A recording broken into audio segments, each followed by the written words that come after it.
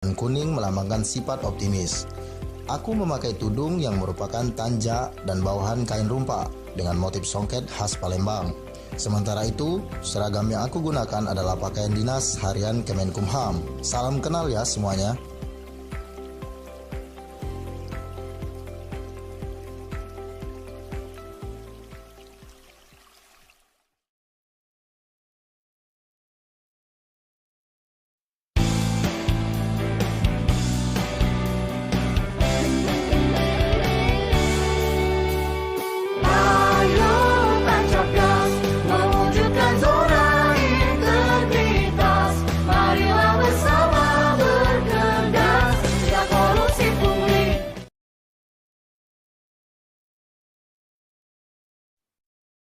Selamat pagi, mohon izin para peserta sekalian.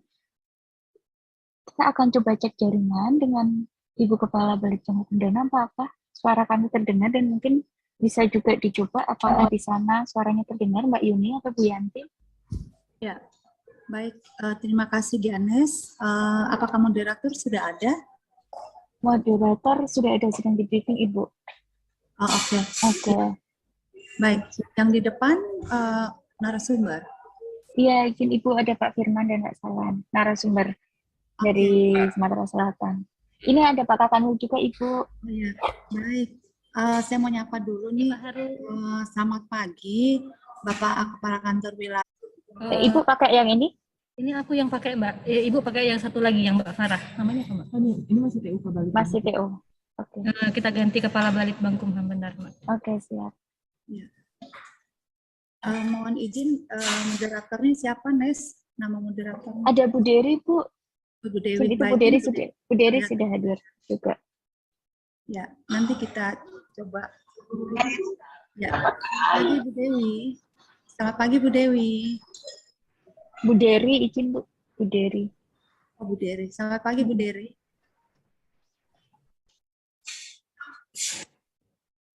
Kita coba sekaligus audionya Bu Dery ya. Virtual meeting udah di virtual meeting. Apakah suara saya terdengar Bu Dery di sana?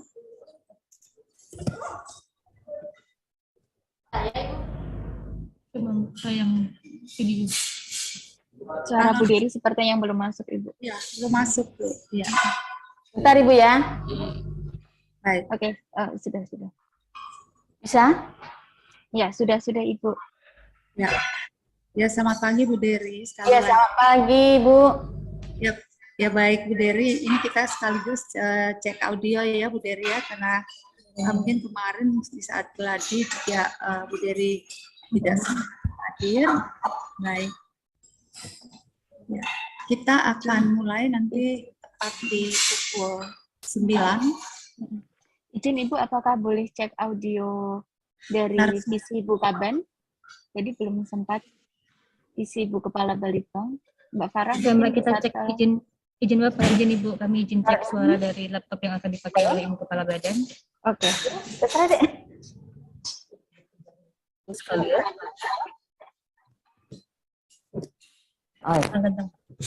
Halo, selamat pagi Bapak dan Ibu sekalian. Bisa mendengar suara saya? Oke, saya bisa Farah.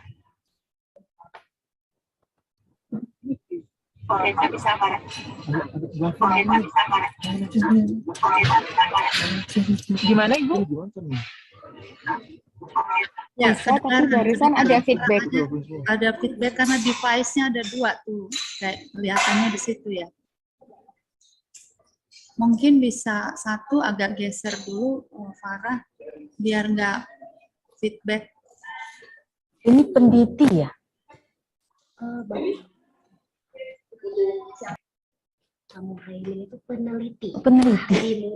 Coba Farah diulang lagi audionya.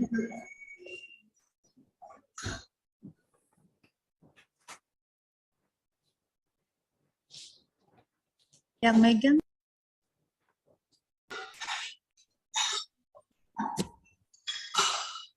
Farah, coba diulang, Farah, audionya Ibu Kepala Badan. Selamat pagi Bapak dan Ibu sekalian. Masih feedback. Mendengar suara saya?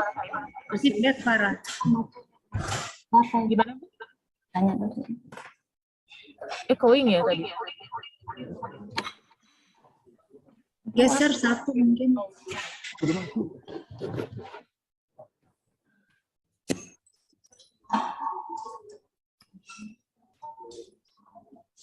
Apakah bisa mendengar suara saya, Bu Yanti? Ya, ini sudah terdengar jelas ya. Ganis juga mungkin sudah terdengar jelas suaranya Farah ya. Iya, Ya. Bu, udah dengar jelas. Ibu, izin saya setting untuk narasumber yang di Balitbang dulu ya. Baik, baik.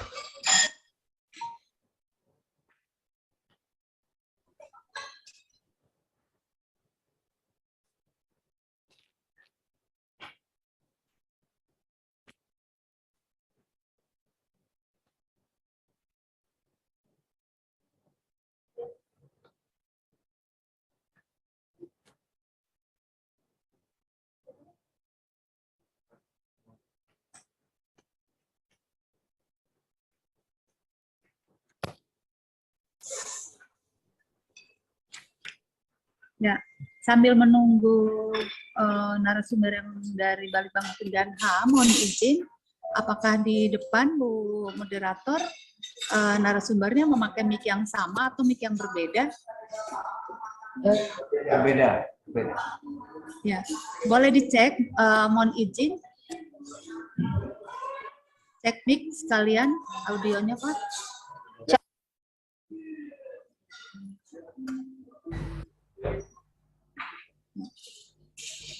Cek 1 2. Ya, untuk suara Bapak Kakanwil sangat jelas terdengar. Ya. Mohon izin. Ya. Mohon izin Bapak narasumber. Narasumber silakan Pak, cek sound. Cek 1 2. Cek 1 2. Dari Ya. Baik. Yang sebelahnya Bapak sebelah kan. Ya. Ya. Narasumber berikutnya. Cek 1 2. Tes 1 2. Ya. Baik. Sudah jelas terdengar semuanya. Mohon izin Bapak, kita menunggu waktu masih beberapa menit lagi. Nanti kami akan menyapa kembali Bapak Kakanwil setelah Ibu Kepala Badan join. Setelah itu Bapak Kakanwil bisa menyapa Ibu Kepala Badan dan jajarannya yang ada di Balitbang dan HAM, hadir juga Ibu Ses dan pimpinan tinggi Pratama lainnya. Setelah itu kalau ada MC akan mengambil alih.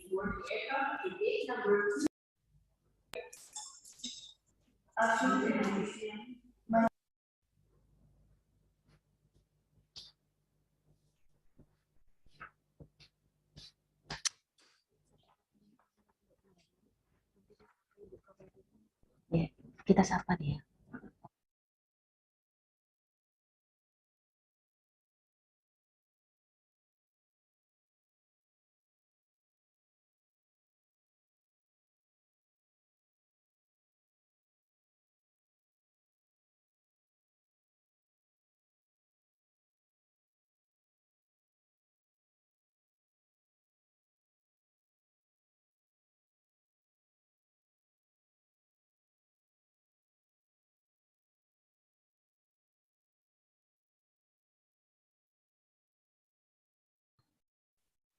Selamat pagi Bapak dan Ibu sekalian, apakah bisa mendengar suara saya?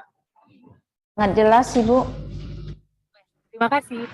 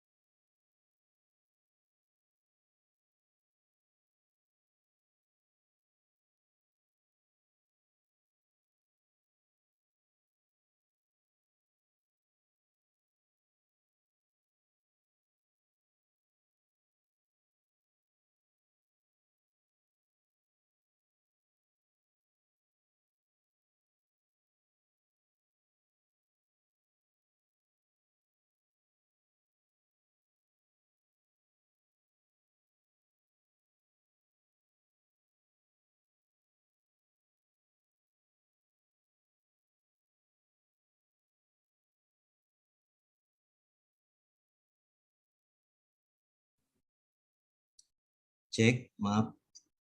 Tes, apa terdengar suara saya? Terdengar bagus, Pak. Baik, terima kasih. Ya, sangat jelas.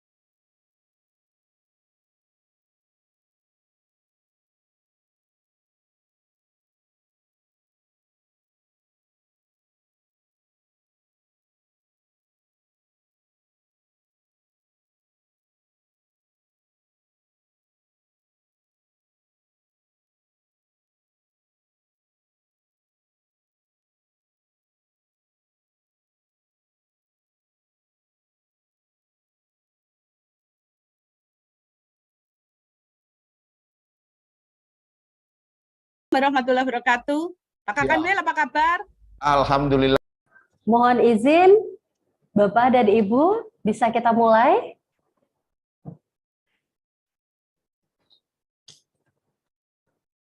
Silakan, Mbak.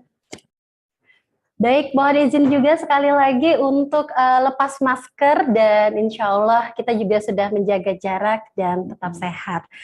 Baik, Ibu Kepala Balitbang Kumham, izinkan saya menyampaikan satu buah pantun pembuka, jalan-jalan sore mencari buah kueni. Kueni didapat di daerah Keramasan.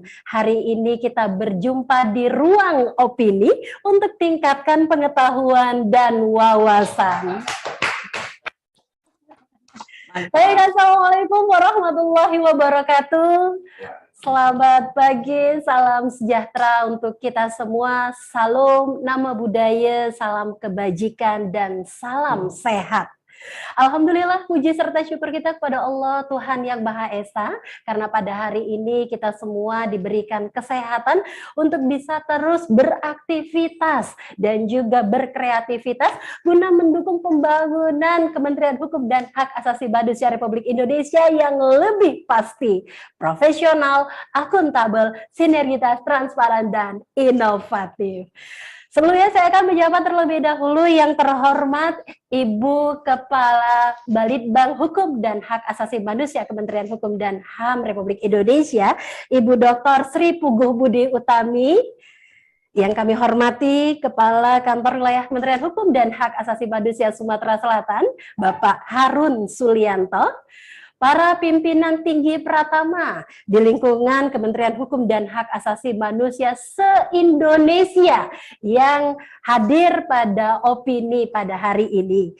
Dan seluruh narasumber kita yang telah hadir dan seluruh peserta opini obrolan peneliti yang hari ini bekerja sama dengan Balitbang Hukum dan Hak Asasi Manusia Kementerian Hukum dan HAM Republik Indonesia dan juga Kantor Wilayah Kementerian Hukum dan Hak Asasi Manusia Sumatera Selatan. Dan kegiatan ini juga didukung penuh oleh media partner kita dari Tribun News Sumatera Selatan. Ya, tepuk tangan dong sekali lagi untuk media partner kita yang sangat support untuk kegiatan obrolan peneliti pada hari ini. Baik Bapak dan Ibu yang kami banggakan mengawali kegiatan kita pada hari ini, mari bersama-sama kita buka dengan membaca lafaz basmalah. Bismillahirrahmanirrahim. Selanjutnya kita akan dengarkan bersama laporan Kepala Kantor Wilayah Kementerian Hukum dan Hak Asasi Manusia Sumatera Selatan. Kepada yang terhormat Bapak Harun Sulianto, kami persilahkan.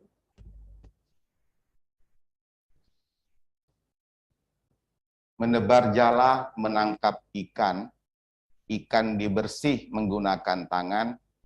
Izinkan kami menyampaikan laporan, semoga Bapak dan Ibu semua berkenan. Licin bata kilau pualam, ujung pangkal sama di muka. Izinkan kami menyampaikan salam sebagai awal kata pembuka. Assalamualaikum warahmatullahi wabarakatuh. Salam sejahtera untuk kita semua. Om Swastiastu, nama budaya, salam kebajikan. Matahari terbit, tanda tak mendung, burung kasuari menari-nari. Kami ucapkan selamat bergabung, terima kasih sudah ikut opini. Penyanyi kita namanya Afgan, judul lagunya Cinta di Dua Hati. Izinkan kami hanya menyampaikan laporan, tapi tidak membawakan materi. Karena ini beda SBU-nya, Bu Kabalitbang. Yang kami hormati dan banggakan, Ibu Kabalitbang Hukum dan HAM Kemenkumham RI, Ibu Dr. Sri Puguh Budi Utami, para narasumber kita, Bapak Ibu para Pimti Pratama Kemenkumham di seluruh Indonesia, sudah kami japri kemarin para Kakanwil, para Kepala Divisi, para KUPT, para pejabat administrator, pejabat fungsional, dan seluruh peserta opini yang berbahagia.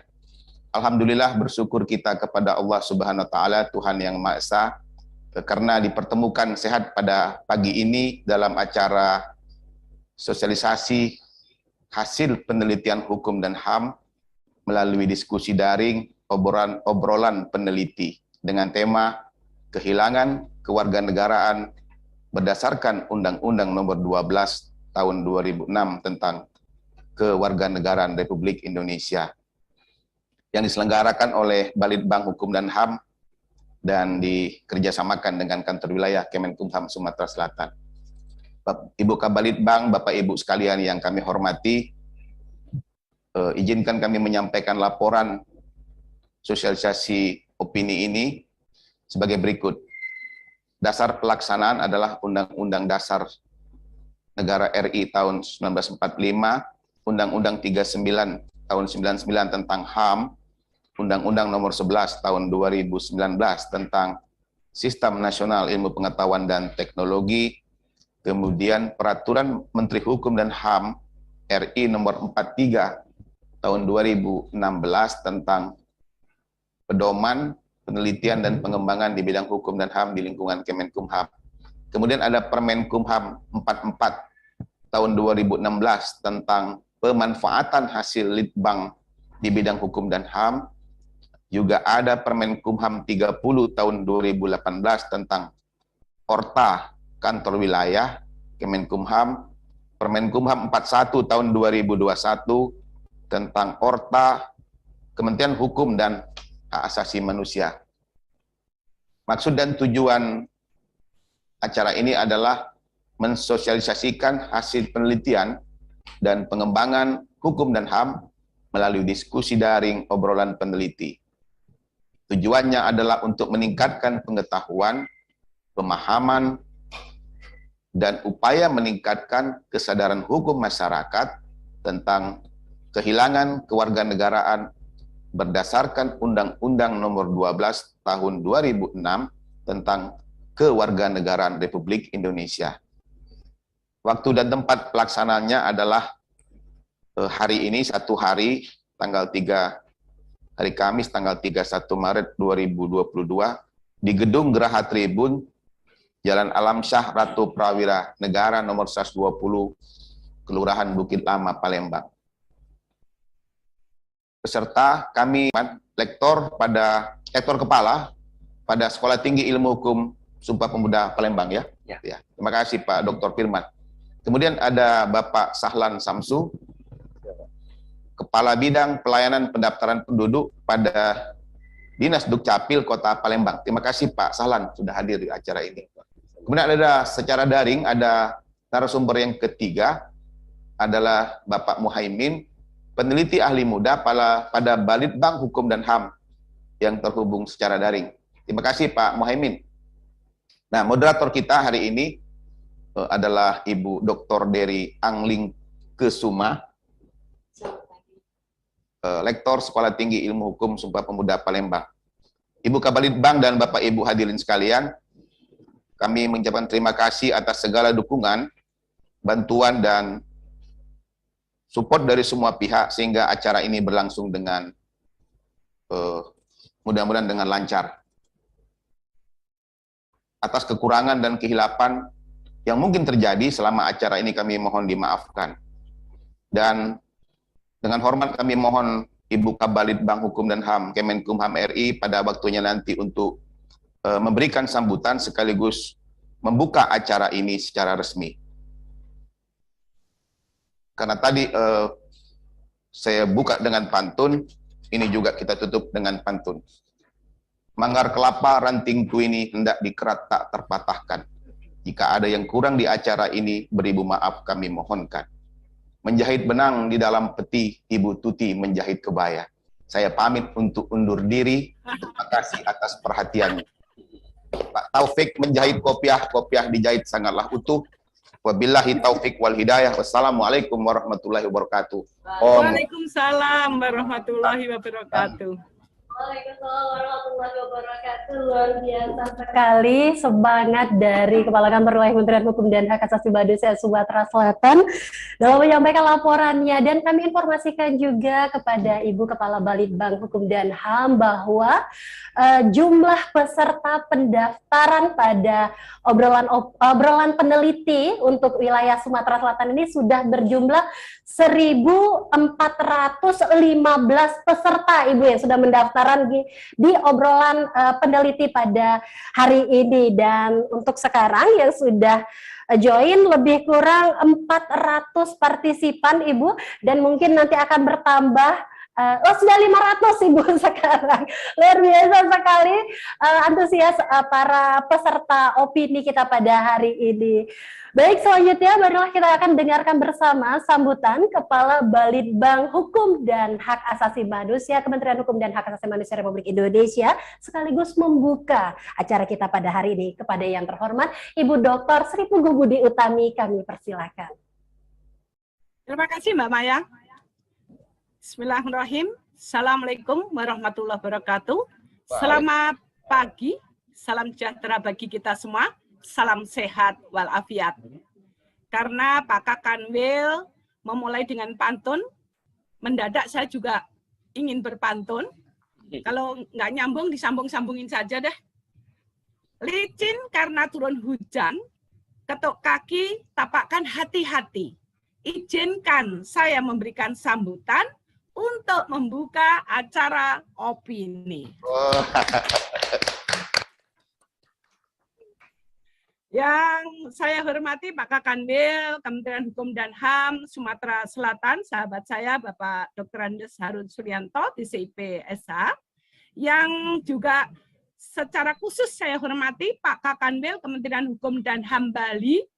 Pak Harun, ini saya di tempat beliau ini membuka acaranya, jauh ya, tidak di Jakarta tapi di Bali. Terima kasih Pak Kakanwil.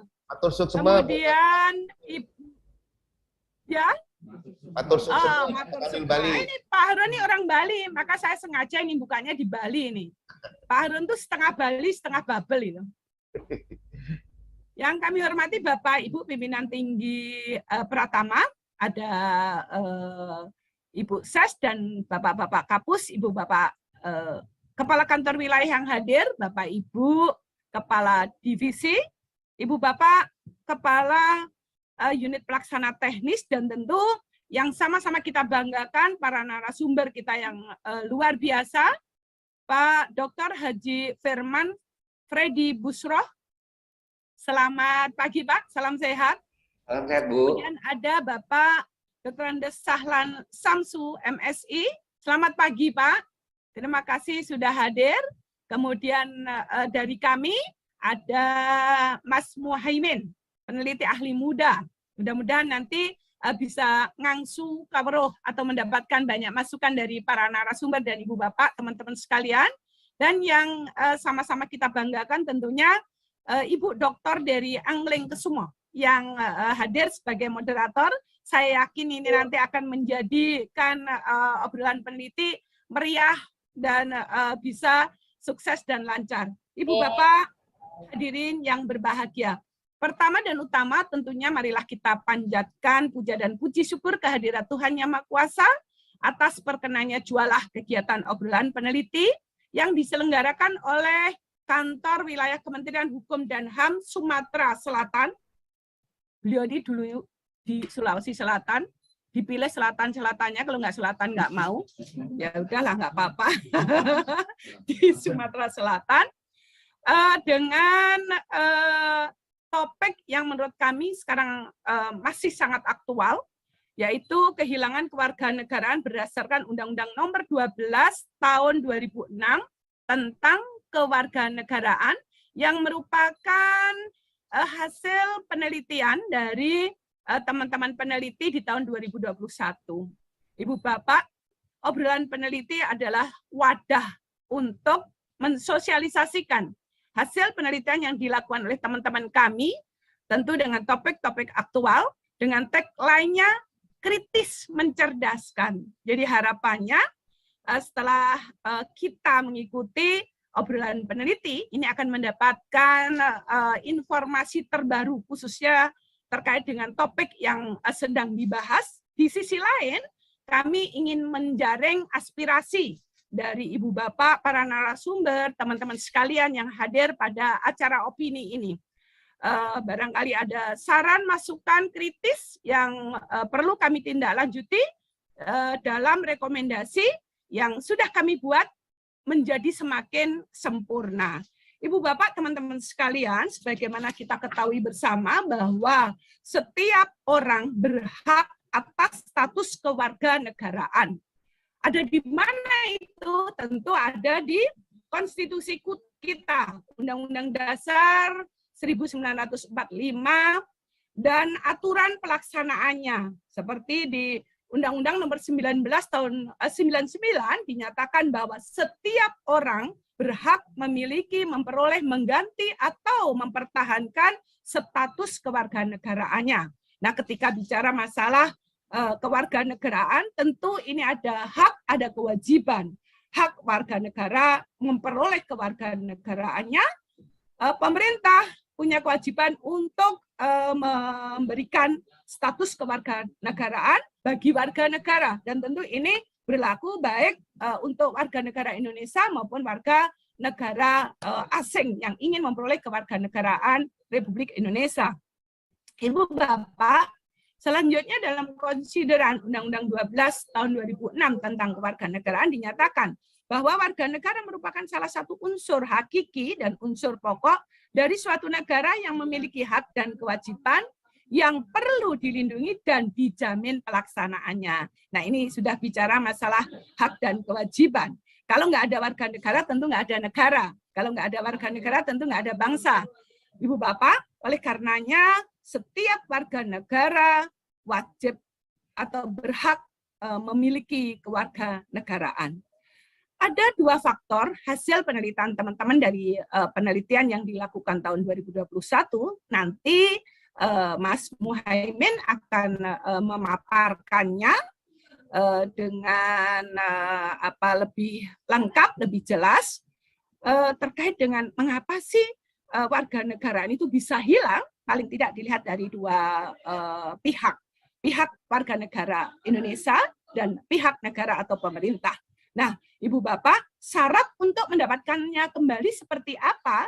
Ini ada diatur di dalam undang-undang dan ada 3 kementerian yang diberikan kewenangan untuk memberikan pelayanan kewarganegaraan. Pertama, Kementerian Hukum dan HAM.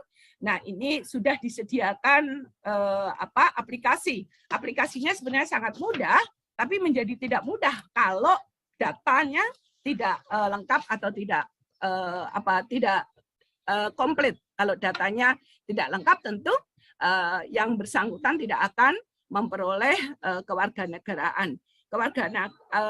Yang aplikasi yang dimiliki oleh Kementerian Hukum dan HAM, satu adalah sistem aplikasi elektronik dan satu lagi adalah sistem administrasi kewarganegaraan elektronik (SAKE), dan satu adalah sistem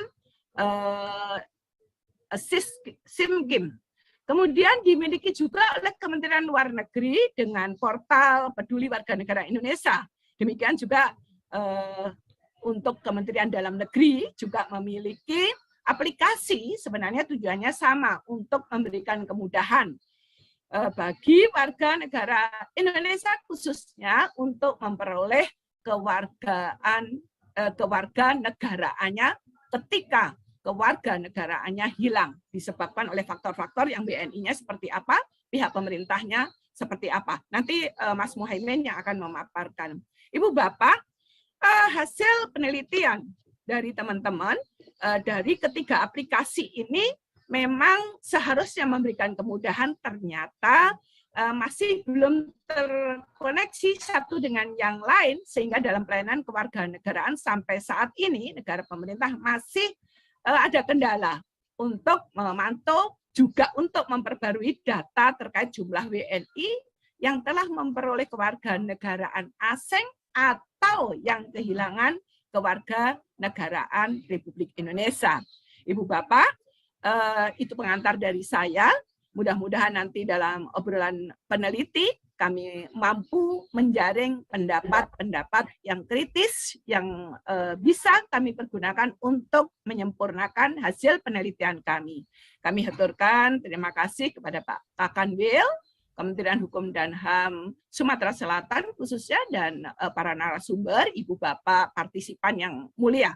Mudah-mudahan apa yang kita lakukan bisa memberikan kontribusi terbaik untuk kejayaan bangsa dan negara Indonesia yang kita cintai. Tanpa peran Ibu Bapak sekalian, tentu apa yang diharapkan oleh para stakeholder, oleh masyarakat, itu tidak bisa kita wujudkan dengan sesempurnanya. Mudah-mudahan melalui saran masukan kritis strategis dari Ibu Bapak, kita bisa menyempurnakan penelitian kita yang nanti akan kita sampaikan kepada pimpinan untuk mendapatkan tindak lanjut.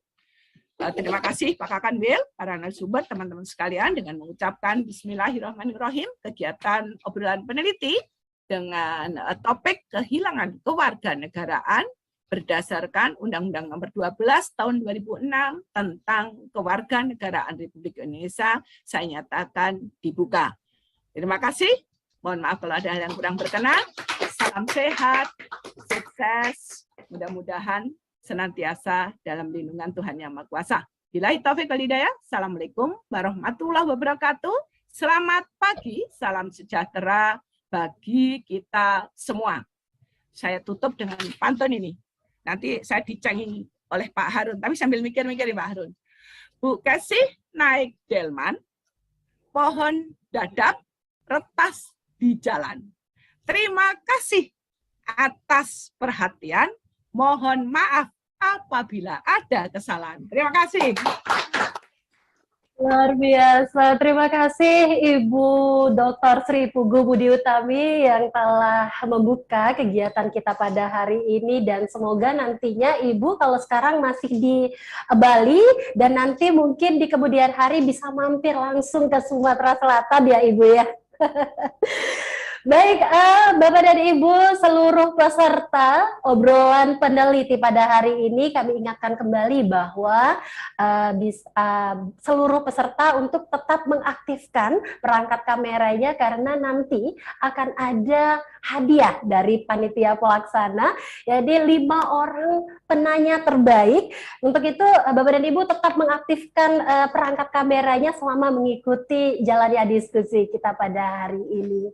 Baik Bapak dan Ibu yang kami banggakan, diskusi obrolan opini kita pada obrolan peneliti kita pada hari ini akan dipandu oleh seorang moderator yang cantik. Beliau adalah seorang dosen dari Sekolah Tinggi Ilmu Sumpah Pemuda Palembang. Beliau adalah Dr. Dery.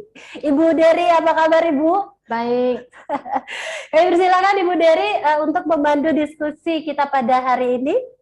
Baik. Sebelumnya, Assalamualaikum warahmatullahi wabarakatuh. Waalaikumsalam. Selamat pagi, salam sehat untuk kita semua. Kita hadir pada hari ini pada opini, yaitu kritis mencerdaskan, di mana pada pagi hari ini kita akan membahas mengenai bagaimana kehilangan kewarganegaraan berdasarkan Undang-Undang Nomor 12 Tahun 2006 tentang kewarganegaraan. Selamat pagi, salam sehat, salam hormat buat Ibu Kaba dan Penelitian dan Pengembangan Hukum dan HAM RI, Ibu Dr. Sri Puguh Budi Utami. Kemudian kami sapa juga buat para pimpinan tinggi pertama Kemenkumham se-Indonesia. Selamat pagi, salam sehat buat semuanya. Dan yang kita hormati bersama juga Bapak Kakanwil Kemenkumham Sumatera Selatan, Bapak Harun Sulianto. Selamat pagi, salam sehat Bapak. Di tengah-tengah kita juga sudah ada 3 narasumber. Selamat pagi buat ketiganya. Yang pertama kita sapa ada Bapak Muhaimin, SHMH, peneliti ahli muda yang hadir di tengah-tengah kita melalui Zoom meeting. Selamat pagi Bapak.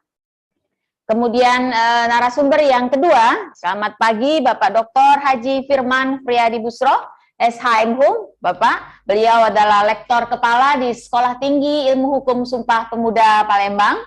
Dan kemudian ada narasumber ketiga kita, selamat pagi Bapak, Bapak Dr. Andes Sahlan Samsu MSI. Beliau adalah Kabid Pelayanan Pendaftaran Penduduk di Dukcapil Kota Palembang. Bapak Ibu semuanya yang hadir di Zoom hari ini, ilmu yang akan kita dapatkan itu adalah sangat bermanfaat sekali, karena sesuai dengan pasal 28D Undang-Undang Dasar 1945 bahwa setiap orang berhak atas kewarganegaraannya. Oleh karena itulah kita akan mendengarkan ilmu dari 3 narasumber yang piawai, ahli, intelektualitas, dan intelijensia tinggi yang akan berbagi kepada kita semua mengenai bagaimana cara kita mendapatkan kewarganegaraan serta apa saja yang bisa membuat kita kehilangan kewarganegaraan. Ya, nah seperti yang sudah disampaikan oleh pembawa acara tadi bahwa kita akan menyiapkan 5 hadiah buat 5 penanya yang akan bergabung bersama kita di Zoom meeting. Oleh karena itu standby Kata orang itu stay tune, jangan sampai kehilangan kesempatan untuk mendapatkan hadiah yang sudah disiapkan oleh Kementerian Hukum dan HAM Sumatera Selatan. Baik Bapak dan Ibu, tanpa kita menambah pembicara yang keempat, kita akan langsung saja memberikan waktu kepada narasumber kita, tidak lebih dari 20 menit Bapak. Yang pertama kita berikan kesempatan kepada Bapak Muhaimin SHMH. Bagaimana Bapak, apakah sudah bisa bergabung bersama kita? Iya, sudah hadir. Selamat pagi Bapak. Selamat pagi Ibu. Ya, di pagi hari ini Bapak Muhaimin SHMH akan memberikan pencerahan kepada kita semua bagaimana menghindari kasus-kasus kehilangan kewarganegaraan sesuai pengalaman beliau di lapangan, karena beliau adalah peneliti ahli muda Balitbang Indonesia. Waktu dan tempat kami persilakan Bapak.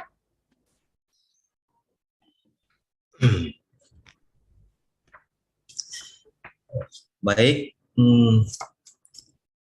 jika mandi jangan lupa menggosok gigi, odolnya jangan sampai terjatuh. Bapak dan Ibu, saya ucapkan selamat pagi. Assalamualaikum warahmatullahi wabarakatuh. Waalaikumsalam. Baik, yang kami hormati Kepala Balitbang Hukum dan HAM, Ibu Dr. Sri Puguh Budi Utami, yang selalu semangat, selalu membara untuk membangun kami, para peneliti dan para fungsional di Balitbang Hukum HAM. Semoga selalu dalam keadaan sehat, Ibu. Selamat pagi kami ucapkan juga, salam hormat Bapak Kakanwil, Pak Harun Sulianto, kemudian para pimpinan tinggi di Balitbang Kumham, Ibu Ses, dan seluruh eselon 2, juga yang kami hormati para narasumber, yaitu Pak Dr. Firman Freddy dan Pak Sahlan Syamsyu. Izinkan saya pagi ini, saya akan mempresentasikan hasil penelitian kami di Balitbang Kumham tahun lalu, yaitu dengan judul Kehilangan Kewarganegaraan Indonesia berdasarkan Undang-Undang Nomor 12 Tahun 2006 tentang Kewarganegaraan Indonesia. Baik, saya awali dengan latar belakang dalam penelitian kami, yaitu seperti disebutkan oleh Ibu Kepala Badan bahwa Undang-Undang Negara Republik Indonesia tahun 1945 pasal 28D ayat 4 bahwa setiap orang berhak atas status kewarganegaraan. Jadi ini memang penting karena status kewarganegaraan itu berlaku yang bersangkutan untuk mendapatkan hak-hak dan untuk dibela, sehingga status kewarganegaraan itu harus tetap dijaga, dipertahankan untuk mendapatkan hak-hak dan kewajiban sebagai warga negara. Kemudian yang kedua, tujuan daripada dibentuknya Undang-Undang Kewarganegaraan ini adalah melaksanakan kewajiban negara untuk memberikan perlindungan terhadap warga negaranya, baik di dalam maupun di luar negeri, termasuk yang kehilangan kewarganegaraan. Jelas bahwa negara kita melindungi segenap bangsa dan seluruh tumpah darah dari penduduk dan warga masyarakat Indonesia. Kemudian yang ketiga, bahwa hukum di Indonesia tidak membolehkan warganya berkewarganegaraan ganda. Jadi memang kita menganut kewarganegaraan atau satu kewarganegaraan tunggal yang tidak membolehkan kewarganegaraan ganda. Jika memiliki kewarganegaraan ganda, maka harus dilepaskan kewarganegaraannya atau akan berdampak pada otomatisnya kehilangan kewarganegaraan Indonesia. Nah, kemudian yang keempat, belum terbentuk sistem koordinasi yang terintegrasi antar instansi. Seperti yang dijelaskan oleh Ibu Kabadan tadi, bahwa ada kementerian atau instansi yang menangani tentang kewarganegaraan ini. Artinya kita perlu membuat sistem yang berkoordinasi, kemudian yang terintegrasi sehingga akan memudahkan kita melihat status kewarganegaraan baik yang ada di Indonesia atau yang ada di luar negeri.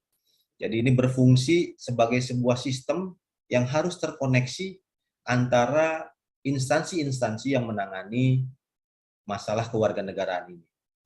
Nah, kemudian yang kelima, bahwa dalam penelitian kami melakukan penelitian, ada yang kami langsung ke lokasi, ada pula yang kami lakukan dengan daring, mengundang berbagai sumber, berbagai elemen, termasuk ke KBRI yang ada di luar negeri. Nah, di dalam pertemuan kami melalui Zoom meeting beberapa kali dengan wilayah-wilayah yang kami undang, kami mendapatkan bahwa beberapa kedutaan besar Republik Indonesia menyatakan tidak mempunyai data yang akurat mengenai WNI yang kehilangan kewarganegaraan. Nah, ini memang kita alami, dan dari pihak KBRI menyampaikan itu adalah hal-hal yang berkaitan dengan kendala-kendala. Nanti akan kita bahas lebih dalam. Kemudian yang selanjutnya, dari latar belakang tersebut, maka kami, tim dari penelitian ini merumuskan permasalahan. Yang pertama adalah apa yang menjadi faktor penyebab kehilangan kewarganegaraan. Ini adalah pertanyaan krusial yang akan kita jawab nanti dalam pembahasan. Juga yang kedua, bagaimana upaya untuk memperoleh kembali kewarganegaraan. Jadi penelitian kami telah selesai di tahun yang lalu, sudah kami buat dalam bentuk buku, dan sekarang adalah posisi dalam tahap sosialisasi melalui opini. Juga penelitian-penelitian teman-teman peneliti yang lain dengan judul yang lain yang dibuatkan sosialisasi seperti ini oleh Ibu Kabadan dengan bekerja sama oleh beberapa kanwil. Baik, metode yang kita lakukan adalah penelitian yuridis empiris dengan sifat penelitian deskriptif dan pendekatan analisis kualitatif. Yang kita juga ada penelitian lapangan ke beberapa lokasi. Selanjutnya ini adalah hasil penelitiannya. Di dalam buku pengantar ilmu hukum ketatanegaraan, Prof. Zimli menyampaikan bahwa salah satu faktor penyebab kehilangan kewarganegaraan adalah keadaan seseorang kehilangan kewarganegaraan dapat terjadi sebagai akibat kelalaian, alasan politik, dan juga karena alasan teknis ataupun karena yang bersangkutan secara sadar dan sengaja ingin melepas status kewarganegaraannya. Ini nanti ada beberapa hal yang akan nyangkut kepada pembahasan kita. Nah, tadi telah disampaikan di awal oleh Ibu Kepala Badan, ada dua faktor dari WNI dan dari kita peraturan perundang-undangan dari pihak pemerintah. Ya. Nah, ini akan saya coba membreakdown. Yang pertama yaitu peraturan perundang-undangan yang berlaku di Indonesia. Ya, jadi memang peraturan kita saat ini tidak mengakui dui kewarganegaraan yang menyebabkan nanti seperti saya sebutkan di awal tadi, otomatis lepas kewarganegaraannya atau dia mau melepaskan kewarganegaraan lainnya jika mempunyai dua kewarganegaraan. Kemudian juga undang-undang perkawinan juga tidak memperbolehkan hal tersebut. Nah, kemudian yang kedua, faktor kesengajaan. Ya, kalau tadi disampaikan oleh Prof. Zimli, jadi ada secara sadar dan sengaja ingin melepaskan status kewarganegaraan. Nah, ini termasuk juga kerisauan orang tua dari anak hasil perkawinan campuran yang beranjak remaja harus memilih kewarganegaraan sebelum usia 21 tahun. Biasanya ini terjadi ketika anak tersebut mendapat fasilitas kesehatan, pendidikan, kemudian asuransi dan sebagainya dari orang tuanya yang mempunyai pasangan WNA. Jadi ketika melakukan studi atau melakukan pendidikan di luar negeri, batas waktunya melebihi batas usia menentukan kewarganegaraan yaitu 21 tahun. Tapi karena belum selesai sekolahnya, diselesaikan di sana tanpa melakukan pilihan kewarganegaraan setelah lewat batas usia 21 tahun. Jadi dengan sengaja tetap ingin mendapatkan fasilitas tersebut, namun tidak memilih kewarganegaraan Indonesia. Jadi otomatis dia akan terlepas kewarganegaraan. Nah, yang ketiga yaitu kelalaian, tidak update informasi mengenai tata cara atau syarat menentukan pilihan kewarganegaraan. Hal ini banyak terjadi, juga beberapa lokasi yang kita datangi, bahwa ada WNA atau ada anak hasil perkawinan campuran yang mengalami hal ini.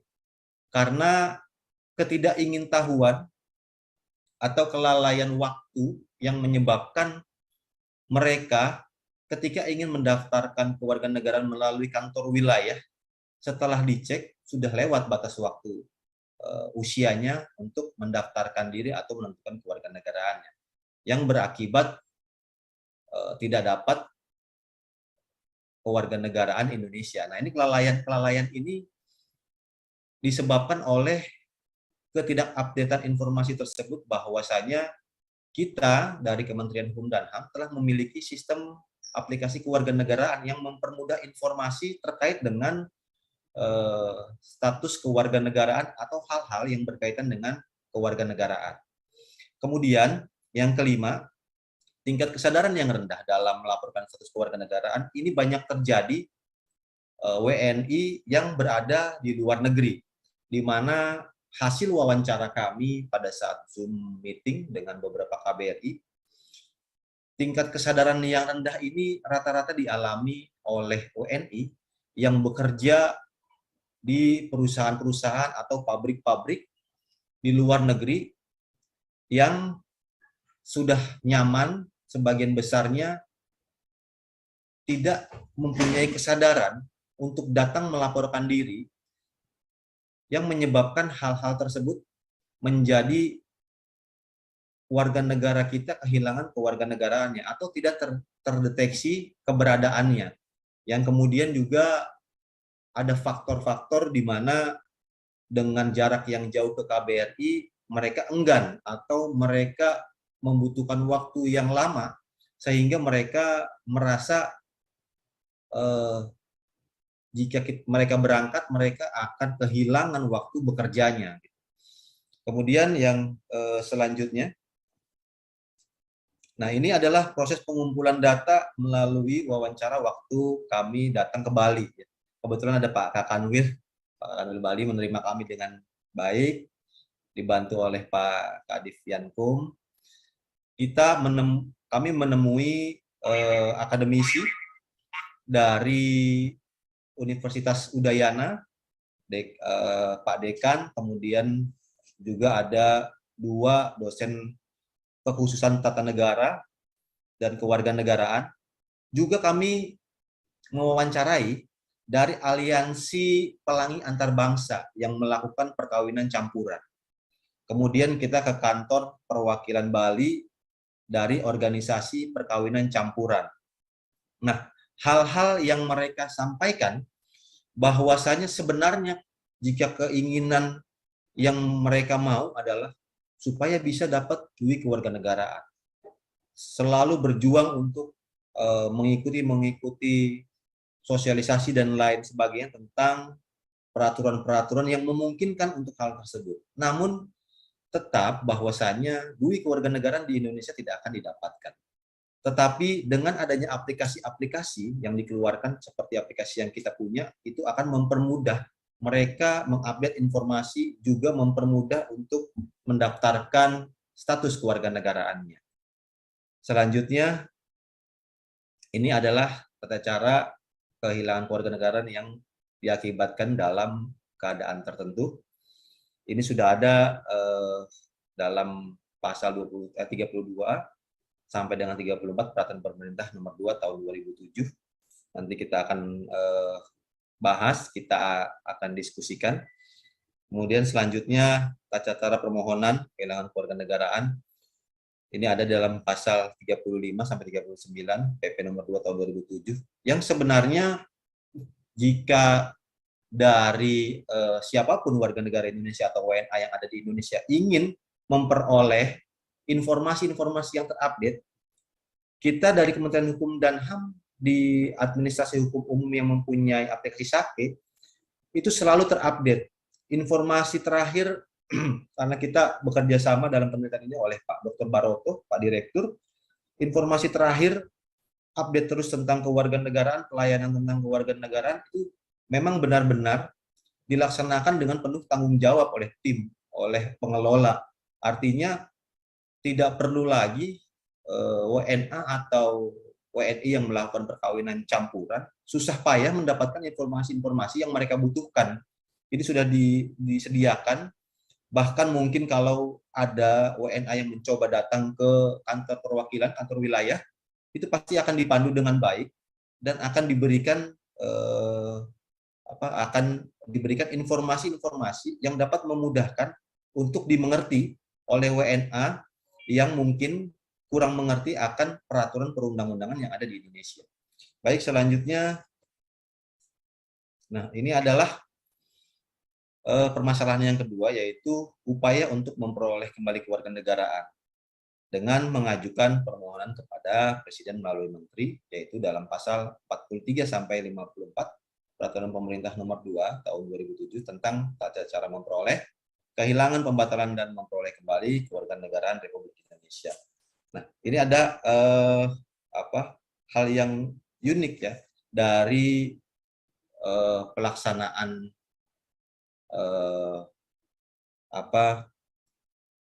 kewarganegaraan ini. Jadi waktu saya di Bali itu ada beberapa teman-teman dari Perca berkonsultasi bahwasanya sebenarnya untuk posisi kuasa hukum atau pengacara-pengacara yang mengurus kewarganegaraan itu sampai mana fungsinya. Kami jelaskan bahwasanya sebenarnya tidak perlu pakai pengacara pun datang ke kantor perwakilan, kami akan membimbing, kami akan membina, kami akan memberikan masukan-masukan atau hal-hal terkait yang mempermudah mereka tanpa keluar biaya. Jadi yang dialami oleh teman-teman Perca atau aliansi pelangi antar bangsa, mereka kecenderungannya adalah minta backup oleh pengacara-pengacara atau kuasa hukum untuk mendapatkan kewarganegaraan ganda. Padahal itu tidak akan berdampak apa-apa. Jadi perlu diketahui bahwa kalau untuk mengharapkan kewarganegaraan oleh WNA itu tidak akan terjadi. Dan kalau ingin informasi yang jelas, akurat, lugas, silakan kalau memang tidak bisa membuka aplikasi, silakan datang ke kantor wilayah perwakilan Kementerian Hukum dan HAM yang ada di provinsi-provinsi. Baik, selanjutnya ini adalah tata cara memperoleh kembali kewarganegaraan, memang kurang jelas gambarnya, bisa nanti kita diskusikan atau sudah ada sumbernya, bisa langsung boleh dilihat juga. Kita akan langsung kepada kesimpulan ya.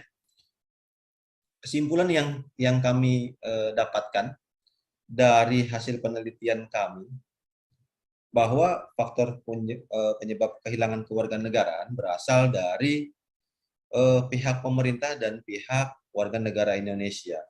Jadi dari pihak pemerintah ya, belum terintegrasi sistem pendataan WNI, WNA, dan kehilangan kewarganegaraan. Sedangkan dari pihak WNI itu sendiri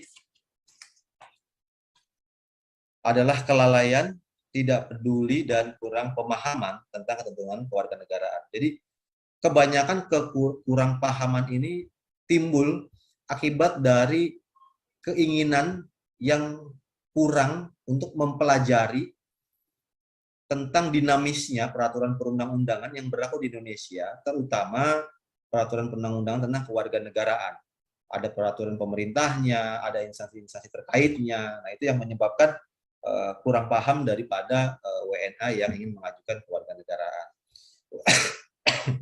Kemudian yang kedua, untuk memperoleh kembali kewarganegaraan RI dalam pelaksanaan di lapangan terdapat kesulitan untuk memenuhi semua persyaratan WNI yang kehilangan kewarganegaraan untuk memperoleh kembali kewarganegaraan. Biasanya yang terjadi adalah kesulitannya itu jarak, waktu, juga keinginan atau kesadaran daripada WNI yang ada di luar negeri yang bekerja di sana, tempat kerjanya atau pabriknya yang di Taiwan atau di Korea itu jauh dari KBRI. Gitu. Jadi memang cara melapor dirinya itu mereka harus datang dan mereka tidak memenuhi waktu, dalam arti bahwa waktu yang jarak yang mereka tempuh tidak berbanding lurus dengan waktu yang mereka harapkan sehingga bisa membagi dengan waktu atau jadwal kerja mereka.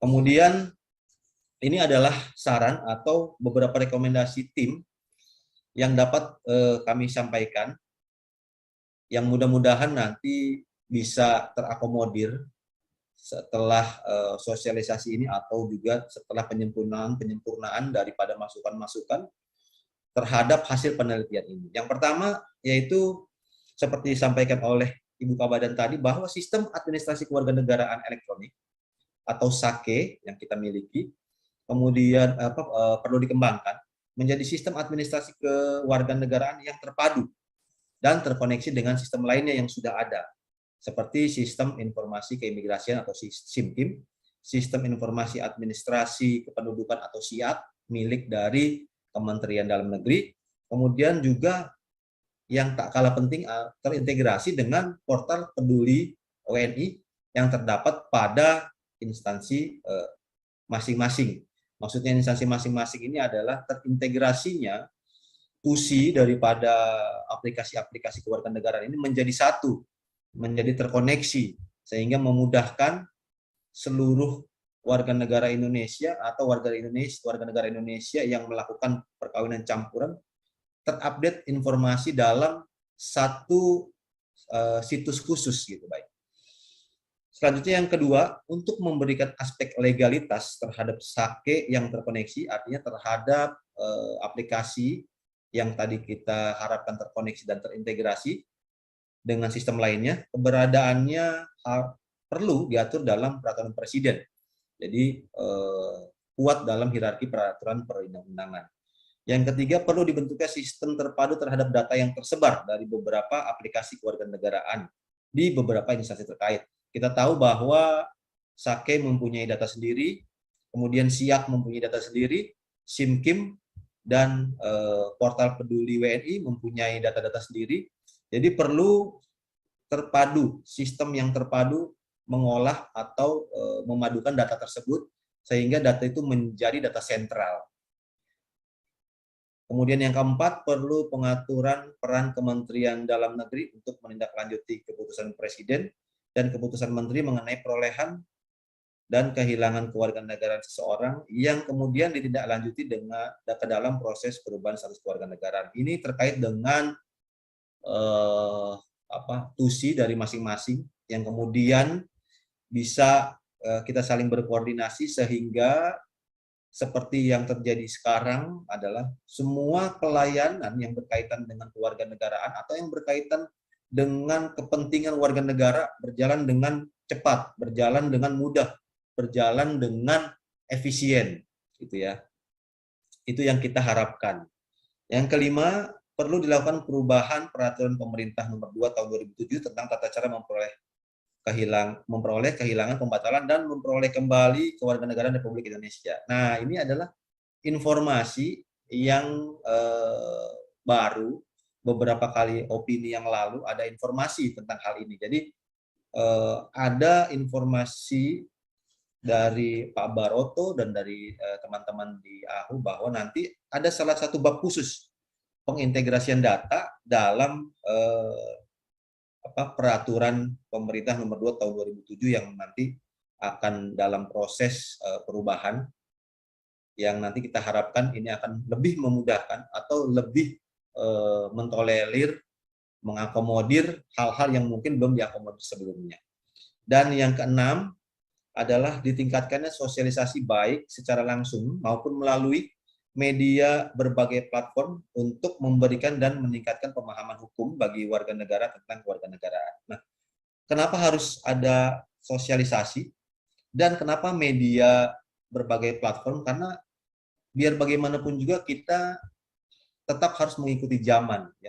Artinya seperti Zoom, kita menyampaikan hal-hal yang bermanfaat, kita menyampaikan sesuatu yang dibutuhkan oleh masyarakat, tidak seperti dulu yang harus membaca koran atau membaca situs berita atau membaca yang lain-lain. Situs berita pun bisa terhubung dengan IG atau Facebook dari sumber berita yang menyampaikan. Nah, hal ini sangat penting. Kenapa?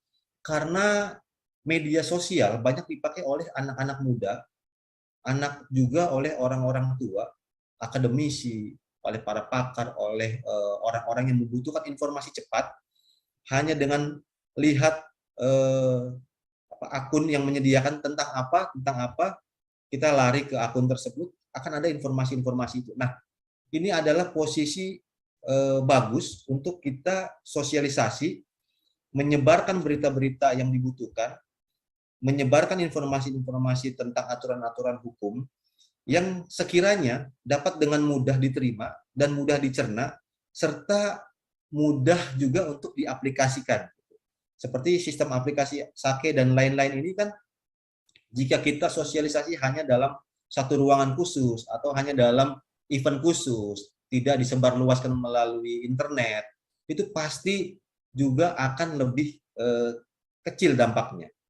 Misalnya seperti opini, ini kan hasil sosialisasi hasil penelitian. Dulu sebelum opini ini berjalan dengan pesat, opini ini belum didorong untuk keluar oleh Ibu Kabadan, sosialisasi hasil penelitian itu hanya dilakukan oleh peneliti yang diminta oleh kantor wilayah dengan mengundang stakeholder di dalam satu ruangan khusus. Artinya, di dalam ruangan khusus pun tidak akan lebih daripada 100 orang. Tapi ketika kita menggunakan informasi, kita menggunakan teknologi, kita sosialisasi melalui Zoom bisa dijangkau oleh seluruh Indonesia. Minimal kita bisa mengundang peserta dengan kapasitas Zoom 1.000 orang. Jadi mudah-mudahan ini akan lebih efektif dalam melakukan sosialisasi. Gitu. Baik, saya rasa itu yang dapat saya sampaikan dari hasil penelitian yang kami lakukan dari Balitbang Hukum dan HAM. Nanti kita juga akan menerima materi dari narasumber yang lainnya yang saya rasa luar biasa akan memberikan kita pencerahan. Kurang dan lebih saya mohon maaf. Terima kasih. Assalamualaikum warahmatullahi wabarakatuh. Waalaikumsalam warahmatullahi wabarakatuh. Terima kasih banyak kepada narasumber kita yang pertama yang sudah memberikan pencerahan kepada kita semua dengan sangat baik, ilmunya sangat bermanfaat sekali, Bapak Muhaimin SH.MH. Terima kasih Bapak. Beliau sudah memberikan ilmu kepada kita semua mengenai pengalaman-pengalaman beliau ketika membuat sebuah buku, yang mana buku itu sekarang sedang dalam tahapan sosialisasi. Beliau sudah menjelaskan kepada kita semua bagaimana menghindari kasus-kasus kehilangan kewarganegaraan sesuai dengan pengalaman-pengalaman beliau. Dari apa yang sudah disampaikan, kita sudah bisa paham bahwa kita sebagai warga negara Indonesia itu memiliki hak untuk mendapatkan kewarganegaraan kita. Dan juga sudah diatur di dalam Undang-Undang Nomor 12 Tahun 2006 dan juga turunannya, yaitu ada peraturan pemerintah yang mengatur mengenai bagaimana kehilangan kewarganegaraan, bagaimana memperoleh kewarganegaraan serta memperoleh kembali. Nah, sekarang tinggal tugas kita masing-masing untuk terkhusus di sini adalah Kementerian Hukum dan HAM dan juga KBRI yang juga memantau mengenai warga negara kita yang tinggal di luar negeri sehingga kita tidak kehilangan warga negara kita. Terima kasih kepada Bapak yang sudah menjelaskan semuanya. Kemudian kita masuk kepada narasumber yang kedua, yaitu Bapak Dr. Haji Firman Priadi Busro, SH.MHum CTL. Beliau adalah lektor kepala di Sekolah Tinggi Ilmu Hukum Sumpah Pemuda. Dalam hal ini beliau akan memaparkan kepada kita mengenai politik kewarganegaraan Indonesia. Kepada Bapak mungkin akan kita beri waktu 20 menit, tidak lebih. Tetapi sebelumnya kami ingatkan kembali kepada pemirsa, kepada Bapak dan Ibu yang sudah hadir di Zoom meeting bahwa Kementerian Hukum dan HAM Sumatera Selatan sudah menyiapkan 5 hadiah bagi 5 penanya terbaik. Oleh karena itu stay tune, jangan sampai kehilangan kesempatan untuk mendapatkan hadiah terbaik dari Kementerian Hukum dan HAM Sumatera Selatan. Baik, kepada Bapak Dr. Haji Firman Priadi Busro, 20 menit kami persilakan kepada Bapak untuk memaparkan materi tentang politik kewarganegaraan Indonesia. Kami persilakan Bapak. Baik, terima kasih Saudari Moderator. Selamat pagi, Assalamualaikum warahmatullahi wabarakatuh. Waalaikumsalam warahmatullahi wabarakatuh. Selamat pagi kepada seluruh peserta dan juga saya sampaikan hormat saya kepada Bapak Kakanwil, Kemenkumham Provinsi Sumatera Selatan dan juga Balitbang Kumham ya yang telah menyelenggarakan acara ini, opini, dan juga tadi telah disampaikan dari Bapak Muhaimin SHMH selaku peneliti ahli muda, dan penelitian ini sangat baik dan sangat berharga untuk penemuan hukum di masa yang akan datang. Bapak Ibu sekalian, pada pagi hari ini saya akan memberikan persoalan tentang politik hukum kewarganegaraan. Nah, kalau kita berbicara tentang politik hukum kewarganegaraan, bahwa saat ini persoalan masalah keluarga negara itu sangat kompleks, bahkan sangat up to date, di mana kita seringkali melihat beberapa kasus ya yang muncul di permukaan terkait dengan status kewarganegaraan. Apalagi saat ini sudah cukup banyak warga negara Indonesia yang menikah ya atau perkawinan campuran dengan warga negara asing. Bahkan beberapa kasus yang cukup mencuat yaitu masalah adanya memiliki dua paspor ya, yaitu Bapak Menteri Arkandia Taher dan juga Bupati Sabu Rejua juga, dan juga ada masalah dui kewarganegaraan yaitu paskibraka kita Gloria. Artinya ada suatu hal yang prinsipil ya yang perlu kita saat ini kita rumuskan mengenai status kewarganegaraan. Perlindungan terhadap kewarganegaraan harus sangat-sangat maksimal kita lakukan, dan itulah peran negara dalam melindungi warga negara Indonesia itu sangat berperan penting. Nah, tadi telah disampaikan beberapa penelitian dan juga beberapa hasil daripada peninjauan ke lokasi, artinya masih banyak sekali WNI kita yang bekerja di luar, dan juga mungkin karena faktor jarak dan juga karena kekurangan pahaman terhadap perundang-undangan menyebabkan kehilangan status kewarganegaraan. Dan tentunya ini yang sangat kita tidak inginkan. Bapak Ibu sekalian, bahwa terkait dengan politik hukum kewarganegaraan, jadi di sini saya ingin menyegarkan kembali bahwa berbicara tentang politik hukum, maka kita akan berbicara tentang satu kebijakan. Nah, seperti dikatakan Prof. Mahfud bahwa dalam penentuan legal policy, bahwa kita akan mulai menyusun satu kebijakan yang pada saat ini berlaku dan juga apa yang akan ke depan diberlakukan. Jadi kita sudah mulai dari apa yang kita lakukan penelitian dan juga pengamatan observasi terhadap suatu peristiwa hukum yang terjadi di masyarakat agar kiranya kita dapat membentuk suatu peraturan perundang-undangan yang baik ke depannya. Mengapa? Karena kita hidup di negara dengan sistem hukum yang menjunjung tinggi ya legal substance ataupun substansi hukum. Artinya bahwa setiap kita di sini terikat oleh undang-undang sebagaimana diatur di dalam konstitusi kita, pasal 1 ayat 3 Undang-Undang Dasar 1945. Bapak Ibu sekalian, kalau kita melihat di dalam Undang-Undang Nomor 12 Tahun 2006, di situ telah jelas terpapar bahwa ada beberapa azas yang harus dipatuhi ya sebagai kita warga negara Indonesia, di mana status kewarganegaraan kita ditentukan oleh beberapa azas, yaitu azas ius sanguinis, di mana itu berdasarkan keturunan, jadi law by blood, jadi bagai keturunan. Kemudian juga azas ius soli, di mana itu ditentukan dari tempat kelahiran, law by soil, ya. Dan kemudian juga di dalam Undang-Undang Nomor 12 Tahun 2006 itu kita menjunjung tinggi kewarganegaraan tunggal. Nah, akan tetapi kalau kita melihat sebetulnya Undang-Undang Nomor 12 tahun 2006 sudah memberikan perlindungan maksimal terhadap perlindungan hak asasi manusia, di mana di situ memberikan sedikit toleransi, yaitu terkait dengan kewarganegaraan ganda terbatas, di mana di sini untuk melindungi anak-anak yang hasil daripada perkawinan campuran, ya, agar tidak kehilangan kewarganegaraan. Nah, artinya di dalam Undang-Undang Nomor 12 tahun 2006 sudah memberikan salah satu perlindungan hak asasi manusia yang tidak dimiliki beberapa negara lainnya, ya. Artinya di sini memang negara betul-betul ingin melindungi status kewarganegaraan.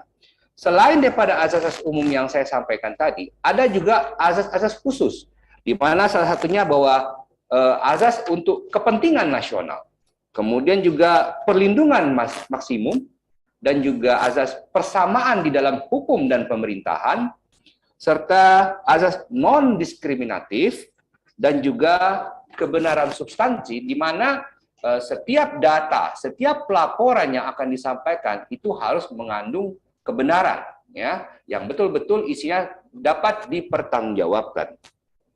Kemudian juga kita ada azas menjunjung tinggi dan menghormati hak asasi manusia, serta asas keterbukaan dan publisitas. Jadi, Bapak Ibu sekalian, bahwa kalau kita melihat dari beberapa maraknya kasus-kasus yang terjadi, ya, ada yang sampai dengan kehilangan kewarganegaraan akibat karena hukum administrasinya itu, ya, terlanggarkan. Jadi dalam hal misalnya kurang pelaporan. Ini yang kemudian harus menjadikan satu pemikiran bahwa negara harus tidak mudah untuk melepaskan status kewarganegaraan. Mengapa? Kalau misalnya negara terlalu mudah, maka kita akan kehilangan sumber daya manusia yang berkualitas. Karena saat ini, ya, negara-negara lain ini banyak yang mengincar, ya, warga negara Indonesia yang berkualitas untuk diambil, ya, menjadi warga negara mereka. Itulah mengapa seperti di Amerika mereka berani memberikan status dui kewarganegaraan, memberikan paspor, ya, yang mereka nilai ini bisa menjadi orang yang berpotensi bagi negaranya. Akan tetapi mengapa kita tetap menjunjung tinggi asas kewarganegaraan tunggal? Itu karena kita melindungi kepentingan nasional kita. Karena ada satu politik interest di situ bahwa jangan sampai nanti, ya, negara Indonesia kepentingan nasional terlanggarkan. Bapak Ibu sekalian, bahwa kita harus bisa melindungi status kewarganegaraan, dan juga dengan kemajuan era teknologi saat ini, saya pikir sebetulnya bisa memudahkan dalam hal administrasi, ya, status kewarganegaraan.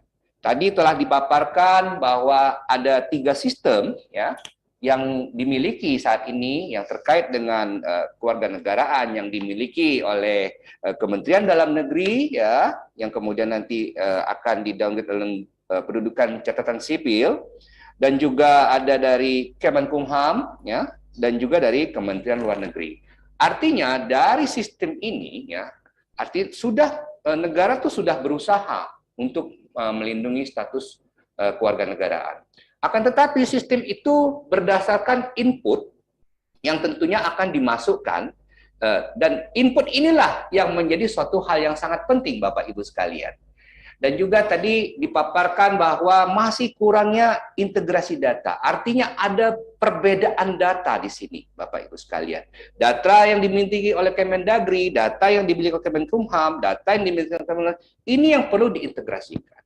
Mengapa? Kalau misalnya ini tidak diintegrasikan, dikhawatirkan nanti perbedaan data ini, ya, yang kemudian ada status warga negara yang mungkin tidak tercatat, ya, yang selama ini tidak terdeteksi. Yang kita khawatirkan nanti warga negara yang tidak terdeteksi ternyata adalah orang-orang yang berkualitas. Bapak Ibu sekalian, saya banyak memiliki teman, ya, yang sampai sekarang ini mungkin sudah di atas 10 tahun, itu bahkan sudah menjadi profesor di beberapa universitas. mereka bahkan jadi peneliti. Nah, saya sangat menyayangkan memang ya ini kembali kepada prinsip ekonomi. Mungkin mereka di sana lebih dihargai ya. Akan tetapi kita sebagai negara harus bisa merangkul ya, warga negara ini jangan sampai hilang status kewarganegaraan. Apalagi mereka ini orang-orang yang berkualitas. Nah, untuk itulah saya berpikir tadi dalam framework bahwa kita harus membuat bagaimana memudahkan ya dalam sistem hal pelaporan, dan juga bila perlu tadi disampaikan ada beberapa warga negara yang kesulitan untuk mendatangi misalnya KBRI untuk melakukan pelaporan. Saya pikir ini salah satu momentum bagaimana kalau misalnya pihak pejabat bisa menjemput bola ya, mendatangi ya warga negara Indonesia yang mungkin kesulitan dalam pelaporan. Ini artinya perlu komunikasi dua arah, Bapak Ibu sekalian. Jadi apa yang disampaikan oleh Pak Muhammad itu sangat baik sekali. Jadi artinya kita menemukan hambatan-hambatan dalam suatu penegakan hukum peraturan perundang-undangan. Artinya di sini dari hasil penelitian ini saya berpikir bahwa bagaimana misalnya negara melakukan satu upaya untuk melakukan pendataan dengan mendatangi ya warga negara yang mereka bisa melaporkan melalui yaitu tadi platform seperti website, media sosial, sehingga mereka misalnya dengan mencantumkan misalnya bahwa kami ingin melaporkan Pak, melapor tentang status keluarga, tapi akan tetapi kami memiliki kendala sebagai berikut. Nah, disinilah juga saya pikir bahwa kalau misalnya nanti peraturan pemerintah nomor 2 tahun 2007 itu nanti akan diubah, saya pikir juga negara harus lebih aktif, proaktif dalam melindungi status kewarganegaraan. Dari beberapa catatan-catatan penting tadi yang saya sampaikan bahwa intinya bahwa politik hukum kewarganegaraan kita harus mampu melindungi status kewarganegaraan, khususnya bagi warga negara kita yang berprestasi, yang memiliki berkualitas. Jangan sampai mereka karena suatu aturan undang-undang ya, karena lupa ataupun maladministrasi ataupun tidak melaporkan menjadi satu kehilangan. Ini menjadi catatan satu penting. Orang yang berkualitas terus akhirnya karena diiming-imingi dari negara lain dengan kemudahan dan fasilitas, akhirnya kita kehilangan warga negara. Karena bangsa Indonesia ini bisa hebat karena SDM-nya. Oleh karena itu negara punya tugas untuk melindungi status kewarganegaraan. Dan juga mengenai integrasi data, ini sangat penting. Dengan ada one big data ya, kemudian one policy, ini akan sangat baik. Jadi dengan satu big data, satu data besar ya untuk satu kebijakan.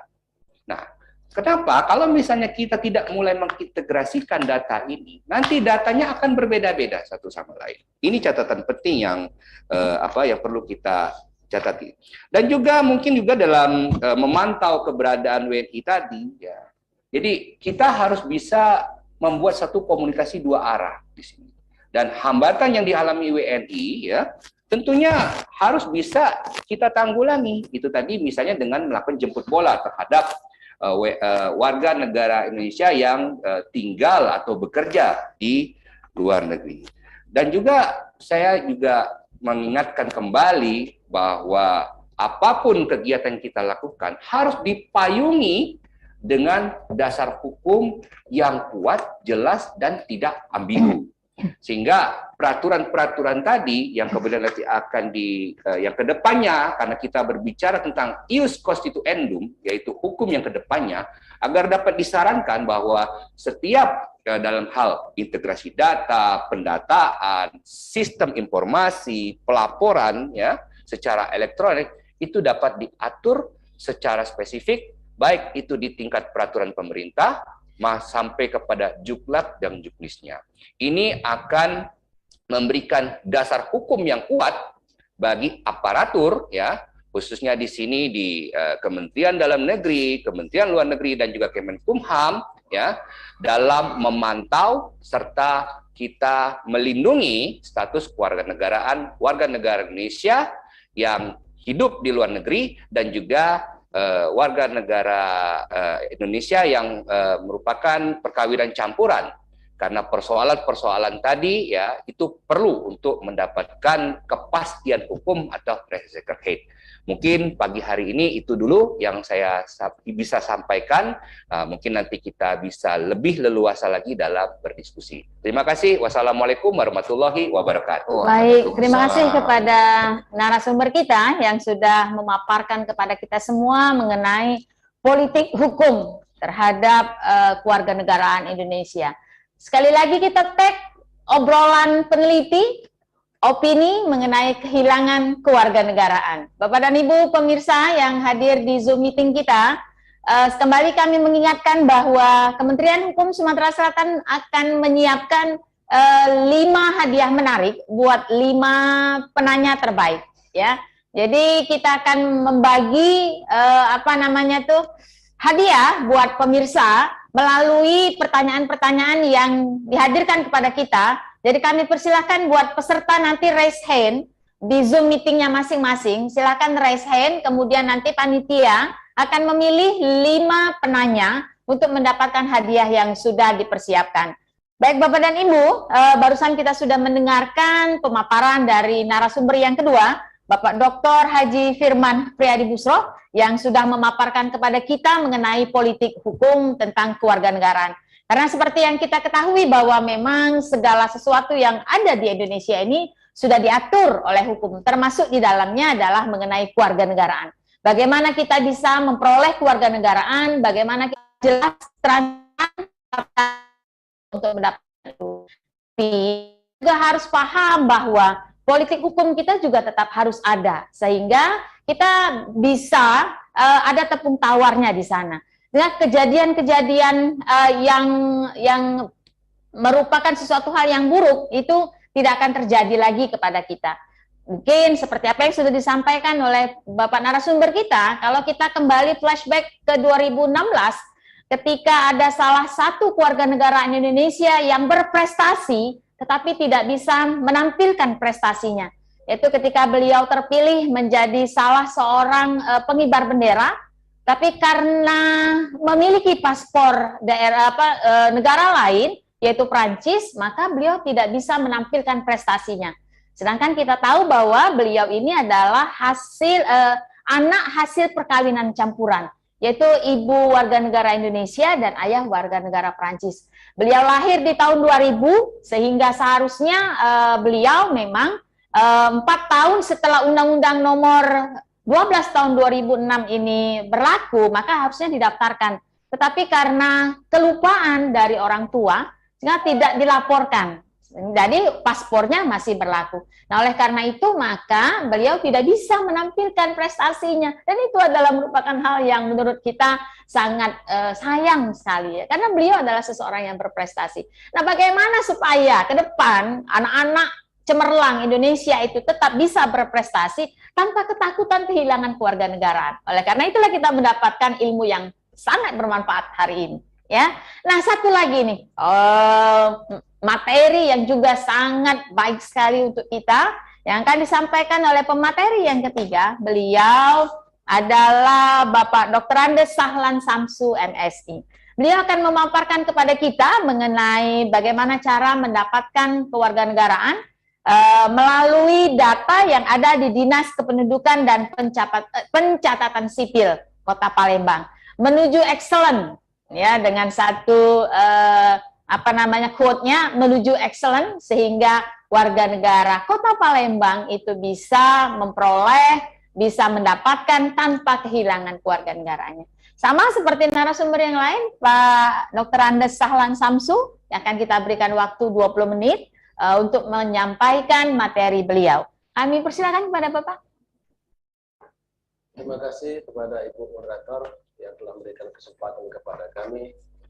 Yang kami hormati Bapak Kepala Kanwil Sumatera Selatan, Kemenkumham. Yang kami hormati Bapak narasumber Pak Firman Priadi. Yang kami hormati Pak Muhaimin, Menteri Materi Online. Kemudian yang kami hormati seluruh peserta opini atau obrolan peneliti.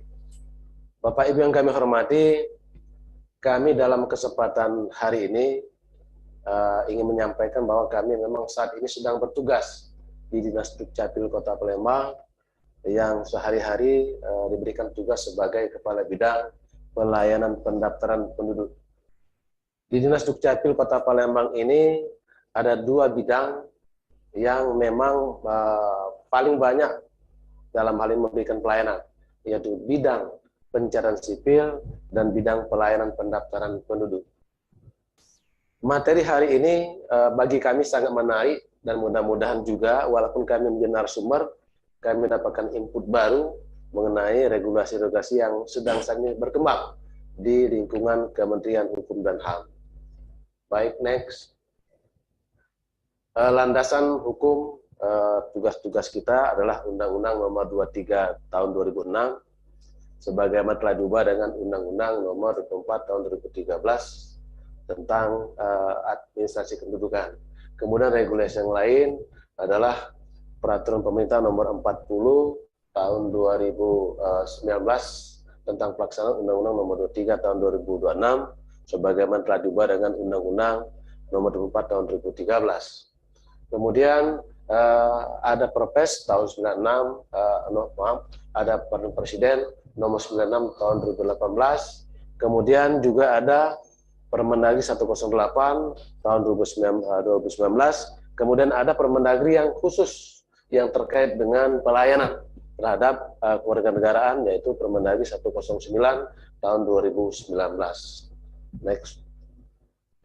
Bapak Ibu yang kami hormati, bahwa materi yang dimintakan pada pagi hari ini adalah mengenai upaya-upaya pencegahan yang dapat dilakukan oleh Dinas Dukcapil Kota Palembang terkait dengan kehilangan kewarganegaraan.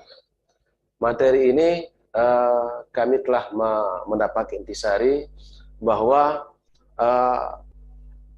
Dukcapil memiliki sistem yang dinamakan dengan SIAK, singkatan dari Sistem Informasi Administrasi Kependudukan, yang SIAK ini adalah suatu sistem yang telah dibangun oleh Kementerian Dalam Negeri untuk melayani atau melakukan pencatatan terhadap data warga negara seluruh Indonesia.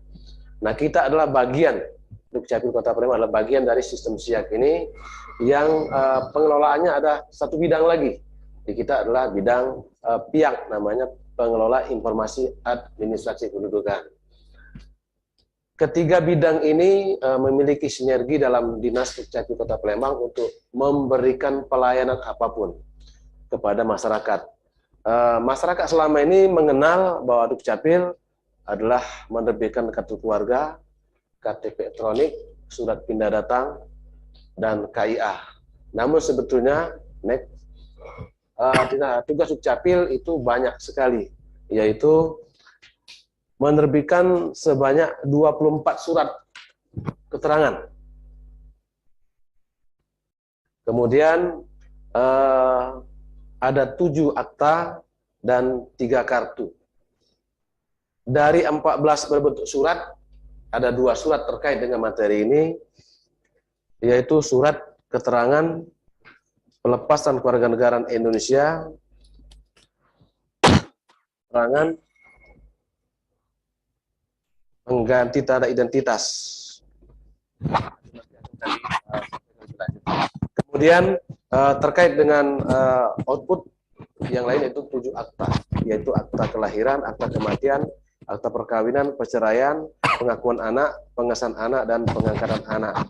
Sedangkan berbentuk kartu saat ini yaitu kartu keluarga, kartu elektronik, dan KIA. Kami hormati bahwa Dukcapil saat ini untuk Kota Palembang memiliki 9 UPT atau unit pelaksana teknis yang melaksanakan pelayanan untuk 18 kecamatan. Ada 1 UPT yang terletak di Jakabaring, yang terletak di kantor Mall Pelayanan Publik, itu melayani untuk semua urusan. Kemudian 8 UPT terbatas kepada dokumen-dokumen yang telah dilimpahkan kepada mereka, itu 8 UPT. Kemudian saat ini UPT di Kota Palembang itu baru melayani pertama kartu keluarga, kemudian pelayanan KIA, kemudian pelayanan legalisir dokumen kependudukan. Namun untuk ke depan dalam tahun ini kita akan melimpahkan pencetakan KTP elektronik untuk khusus pemula dan nantinya juga akan dikembangkan menjadi semua jenis permohonan KTP elektronik dapat dilayani di UPT. Kemudian dalam kaitan judul kita pada hari ini, apa sebetulnya yang bisa dilakukan oleh Dukcapil terhadap pencegahan kehilangan kewarganegaraan ini? Ini materi yang sangat menarik untuk kami bahas pada sesi pagi hari ini. Tugas Dukcapil semuanya adalah melakukan pencatatan apapun terhadap peristiwa penting dan peristiwa kependudukan. Peristiwa penting adalah kejadian yang dialami, mulai dari kelahiran, kematian, perkawinan, perceraian, pengangkatan anak, dan lain sebagainya.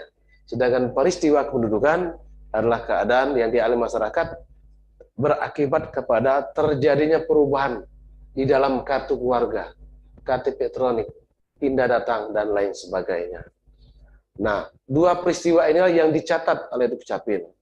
Kemudian warga yang kita harapkan kepada masyarakat terhadap Dukcapil ini adalah mereka sudah saatnya adalah proaktif peduli dengan data kependudukan. Karena saat ini data kependudukan sudah dimanfaatkan lebih 200 lembaga besar. Sudah dimanfaatkan. Kemudian data ini sudah terkoneksi dengan namanya pemanfaatan data. Lembaga-lembaga yang di tingkat kementerian sudah melakukan kerjasama dengan Kementerian Dalam Negeri, lagi instansi di bawahnya melakukan kerjasama pemanfaatan data kembali. Jadi cukup di batas kementerian. Sedangkan organisasi yang tidak ada kementeriannya, instansi di bawahnya, misalnya di bawah Pemda, itu tetap harus melakukan kerjasama pemanfaatan data. Keadaan data untuk saat ini, contohnya adalah untuk sensus, BPS sudah menggunakan data NIK atau data dari Dukcapil. Dan kita sudah merasakan bahwa momentum BPS menggunakan data Dukcapil ini merupakan perubahan yang mendasar untuk menjadi acuan jumlah penduduk sebagai dasar perencanaan, baik perencanaan di tingkat UPT di kantor kita maupun perencanaan dalam lingkup Kota Palembang. Berikutnya bahwa data ini saat ini perlu diketahui kita bersama, produknya salah satu adalah KTP elektronik yang saat ini sedang dicetak dalam bentuk fisik, namun sebentar lagi akan diterbitkan oleh Kementerian Dalam Negeri adalah KTP elektronik digital. Khusus Kota Palembang, tanggal 20 Mei 2022, kita akan kedatangan tim dari pusat untuk mengupgrade sistem dari siap terdistribusi menjadi siap terpusat. Ada lebih kurang 1 minggu nanti sistem ini terganggu, dan kemudian secara bertahap di-upgrade supaya ini sesuai dengan apa yang direncanakan oleh Kementerian Dalam Negeri, yaitu menyiapkan KTP digital elektronik. Nah, mohon perhatian untuk khusus masyarakat Kota Palembang, kami mohon maaf nanti ada mengalami ketidaknyamanan.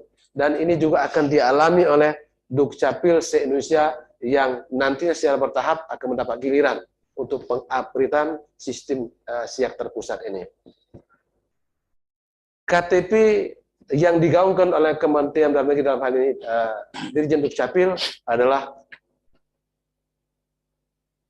KTP elektronik digital dalam genggaman. Ya, saat ini kita memiliki KTP disimpan dalam dompet, dalam perjalanan sehari-hari, nanti cukup disimpan oleh HP atau Android yang dimiliki masyarakat. Namun nantinya ada Permendagri yang saat ini telah selesai, namun belum bisa disosialisasikan. Ada aturan-aturan yang diberikan kepada masyarakat, yang mana yang akan mendapatkan KTP elektronik digital dan yang mana masih diizinkan untuk memiliki KTP elektronik secara fisik. Bapak Ibu yang kami hormati, bahwa mohon disambut kenyataan ini bahwa kita beralih teknologi menjadi lebih maju.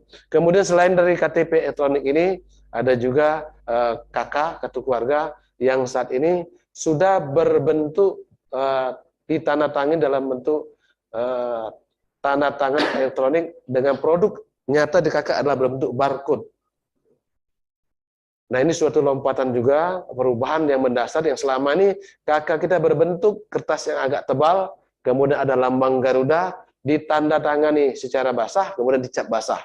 Nah, saat ini sudah keluar produk KK yang sudah berbentuk tanda tangan elektronik. Kemudian juga ada juga akta kelahiran, akta kematian, akta perceraian, akta perkawinan, dan juga surat pindah datang juga sudah berbentuk tanda tangan elektronik.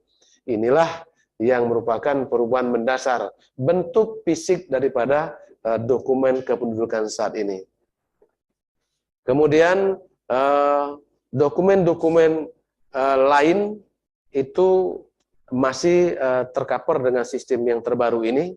Oleh karena itu kami berharap masyarakat agar dapat mengikuti perkembangan yang akan terjadi di masa-masa yang akan datang.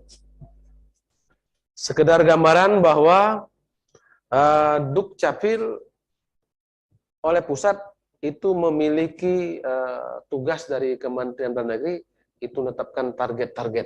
Lalu target-target apa saja yang harus dilakukan oleh dikejar oleh Dukcapil, yaitu perekaman KTP elektronik, kemudian cakupan kepemilikan akta kelahiran, kemudian cakupan kepemilikan kartu identitas anak. Penduduk Kota Palembang berjumlah 1.704.538 berdasarkan DKB atau data konsolidasi bersih semester 2 tahun 2021. Kemudian pencapaian target untuk tahun 2021 ini perekaman KTP elektronik sudah mencapai lebih kurang 96% dari target nasional sebesar 99,3%. Kemudian cakupan kepemilikan akta kelahiran kita sudah mencapai 89% dari target 97%. Kemudian untuk KIA sudah 48% dari target 40%. 3 target inilah diberikan beban kepada Dukcapil untuk dikejar untuk tahun 2022 ini agar tercapai sesuai dengan kemampuan dan kewenangan yang dimiliki oleh Dukcapil Kota Palembang. Bapak Ibu yang kami hormati, bahwa potensi kehilangan kewarganegaraan dari sisi Dukcapil hanya dapat menjangkau di dalam negeri. Sedangkan untuk di luar negeri kita tidak dapat menjangkaunya. Itu kami sudah mendapat informasi itu dibebankan kerjanya kepada perwakilan negara RI di luar negeri. Namun kami berperan kepada warga Kota Palembang adalah berupaya untuk mencegah terjadinya kehilangan kewarganegaraan ini. Kami dalam sehari-hari secara langsung mengambil bagian memberikan pelayanan kepada masyarakat, terutama terkait dengan kewarganegaraan ini. Ada 2 yang kami berikan pelayanan. Yang pertama adalah memberikan pelayanan kepada warga negara asing yang menjadi warga negara Indonesia. Kemudian juga melayani warga negara Indonesia yang menjadi warga negara asing. Ini sudah tertuang dalam Permendagri nomor 109 tahun 2019. Pelayanan ini sudah tertuang dalam Juknis ini dan sudah mendapatkan potensi yang memadai agar dapat kita laksanakan untuk menjadi pelayanan yang kita lakukan dalam sehari-hari. Dari 2 macam pelayanan yang kita lakukan ini, kami secara aktif yang pertama telah mensosialisasikan kepada perangkat kecamatan, perangkat kelurahan, dan kepada organisasi-organisasi yang terkait dengan kewarganegaraan. Kemudian kami juga melakukan mensinergikan berkoordinasi dengan instansi yang terkait menangani tentang tenaga kerja ataupun warga yang bekerja ke luar negeri yang saat ini dinamakan dengan pekerja migran Indonesia atau PMI. Nah, kami sudah lakukan koordinasi dengan BP2MI, yaitu Badan Perlindungan Pekerja Migran Indonesia yang berada di Kota Palembang, dan juga kami selalu berkoordinasi dengan Dinas Tenaga Kerja Kota Palembang. Dua instansi ini yang sangat terkait dalam hal bertemu dengan warga masyarakat yang akan melakukan menjadi pekerja migran Indonesia di luar negeri. Sedangkan yang kami layani juga di kantor adalah konsultasi mengenai data yang mereka miliki, baik mereka yang berstatus berkewarganegaraan ganda maupun mereka yang masih berada di luar negeri dengan waktu yang cukup lama. Nah, khusus dua hal ini yang terakhir kami sampaikan, bahwa kami masih banyak menemukan, mendapat laporan dari warga, mereka ada yang bahkan sampai 30 tahun berada di luar negeri. Ada yang 20 tahun, ada yang 10 tahun, dan mereka telah kehilangan data di Indonesia dalam sistem SIAP yang terbaru. Di antara mereka ada yang bahkan tidak lagi memiliki kartu keluarga yang lama, yang warna merah, yang tebal, sebelum berlakunya sistem SINDUK KK merah. Dan saat ini mereka hanya memiliki paspor. Nah, ini mereka meminta bantuan kepada kita agar mengaktifkan data mereka atau mengentrykan dalam sistem SIAP yang berlaku saat ini. Nah, oleh karena ini kami dapat memberikan pelayanan kepada mereka dengan meminta dokumen-dokumen yang diperlukan. Dan kami telah dapat melayani mereka untuk menerbitkan kartu keluarga yang dengan sistem terbaru. Kemudian kami juga selama ini seringkali melayani warga masyarakat yang menjadi pekerja migran Indonesia berada di negara-negara yang membutuhkan seperti Malaysia, yang berlaku sama. Mereka telah bekerja di Malaysia sudah berpuluh tahun, namun mereka juga tidak lagi memiliki kartu keluarga yang mereka pegang dan telah kehilangan. Dan kita juga melayani supaya mereka dapat kembali mendapatkan kartu keluarga dan juga dapat mengurus dokumen-dokumen lain yang termasuk penambahan anak dan sebagainya. Misalnya pendaftaran anak yang lahir di luar negeri itu dapat dilaporkan ke Dukcapil Kota Palembang dengan dokumen yang kita terbitkan adalah pencatatan kelahiran luar negeri. Kemudian kami juga membantu dari kantor imigrasi Kota Palembang untuk juga melaksanakan pengawasan terhadap warga negara asing yang berada di Indonesia, khusus Kota Palembang, untuk memantau keberadaan mereka dan juga mensosialisasikan agar mereka mengurus dokumen kependudukan yang menjadi kewenangan Dukcapil, yaitu pengurusan surat keterangan tempat domisili. Yang saat ini warga negara asing berada di Kota Palembang, berdasarkan data yang ada lebih kurang 200 warga negara asing yang saat ini dengan berbagai jenis dan alasan atau tujuan mereka bertempat tinggal di Kota Palembang. Mulai dari menempuh pendidikan, kemudian bidang kerohanian, kemudian bekerja di perusahaan-perusahaan yang ada di Kota Palembang, dan juga menjadi konsultan teknik dalam bidang pembangunan fisik di Kota Palembang. Ini jenis-jenis yang keberadaan mereka di Kota Palembang. Kemudian upaya-upaya yang kami lakukan ini adalah terbagian dari memberikan informasi fasilitasi kepada warga yang datang ke kantor kita terkait status kewarganegaraan yang berpotensi kehilangan kewarganegaraan. Nah, ini ada yang menarik yang menurut kami dalam pertemuan, jika kita membahas judul yang sama, sebetulnya di dua organisasi inilah yang menurut kami bersentuhan langsung kepada warga yang akan melakukan perjalanan atau bekerja di luar negeri, yaitu Dinas Tenaga Kerja dan BP2MI. Informasi yang kami dapatkan bahwa di dua organisasi inilah yang apabila mereka ingin bekerja di luar negeri, dari sisi Disnaker itu mereka mengajukan Rekom ID untuk mendapatkan izin bekerja di luar negeri dan juga mendapatkan rekomendasi untuk pembuatan paspor di kantor imigrasi. Mereka akan mendatangi kantor Disnaker dengan pertemuan langsung face to face kepada mereka, menanyakan alasan untuk bekerja di luar negeri dan berapa lama bekerja dengan perusahaan apa dan sebagainya. Dan juga ini berlaku juga untuk di organisasi BP2MI. Dan kami berharap dalam pertemuan saat ini di dua organisasi ini mengikuti perkembangan yang seharusnya juga dilibatkan untuk memberikan informasi-informasi kepada kita semua. Bapak Ibu yang kami hormati, mungkin itu saja yang patut kami sampaikan saat ini. Kami mungkin tidak dapat menayangkan format-format yang ada di Capil, namun materi dapat didapatkan oleh panitia.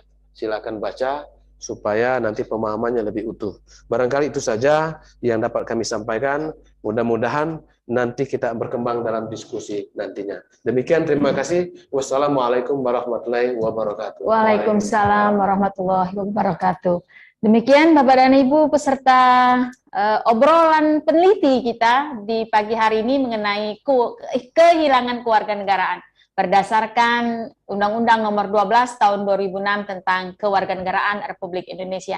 Mungkin kita kasih aplaus dulu Bapak dan Ibu. Iya, buat ketiga narasumber kita yang sangat hebat di pagi hari ini, membuat kita langsung terbuka pikiran mengenai bagaimana kita bisa membantu masyarakat Indonesia untuk mendapatkan kewarganegaraannya, atau bagaimana kalau misalnya kita kehilangan kewarganegaraan atau memperoleh kembali kewarganegaraan kita. Jadi kita juga bisa paham sehingga kita bisa menjadi seorang warga negara yang baik dengan hak dan kewajiban yang kita miliki. Pembicara kita yang ketiga, Bapak Dr. Andes Sahlan Syamsu, MSI, juga sudah memaparkan mengenai tugas fungsi daripada Disduk Capil. Itu membuat surat menyurat. Jadi kita bisa minta bantuan kepada Disduk Capil mengenai surat menyurat sebagai warga negara, baik itu surat keterangan pindah sampai dengan surat keterangan pencatatan sipil. Kemudian melalui Disduk Capil juga kita bisa membuat banyak sekali akta, akta kelahiran, akta kematian, perkawinan, sampai kepada akta pengangkatan anak. Kemudian Bapak dan Ibu semua, tadi juga sudah dijelaskan oleh Pak Sahlan Syamsu bahwa di luar sana nih rekan-rekan kita, saudara kita yang tinggal di luar negeri, kemudian karena sesuatu dan lain hal, mereka tinggal di sana sampai bertahun-tahun atau berpuluh tahun, kehilangan kewarganegaraannya dan mereka tidak memiliki arsip, mereka hanya memiliki paspor saja. Nah, Disduk Capil pun bisa membantu rekan kita, sahabat kita, saudara kita yang ada di sana untuk mendapatkan kembali kewarganegaraannya, mendapatkan kembali arsip-arsipnya sehingga mereka kemudian bisa diakui kembali menjadi warga negara Indonesia. Ya, jadi Bapak dan Ibu semua, ilmu-ilmu yang tadi sudah diberikan oleh narasumber kita sangat-sangat bermanfaat sekali sehingga kita semua bisa menjadi paham, kita semua bisa menjalankan apa yang seharusnya warga negara Indonesia jalankan. Bapak Ibu semua, kita masih punya waktu nih. Kita masih punya waktu untuk sesi tanya jawab. Seperti yang sudah kita sampaikan bahwa Kementerian Hukum Sumatera Selatan sudah menyiapkan 5 hadiah menarik buat 5 penanya terbaik. Oleh karena itu, kami persilakan buat Bapak dan Ibu peserta yang akan bertanya, silakan raise hand di Zoom meetingnya masing-masing sehingga nanti akan dipilih oleh panitia dan akan dibuka mute-nya nantinya. Kami persilakan buat Bapak dan Ibu untuk raise hand bagi siapa yang ingin bertanya. Apakah sudah bisa kita pilih?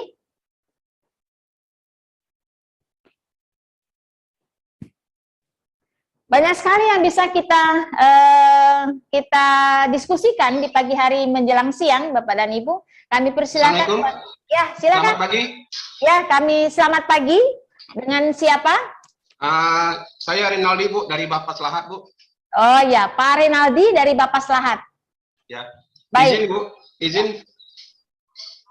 Pertama saya mengucapkan terima kasih kepada pembawa acara yang telah memberikan kesempatan kepada saya.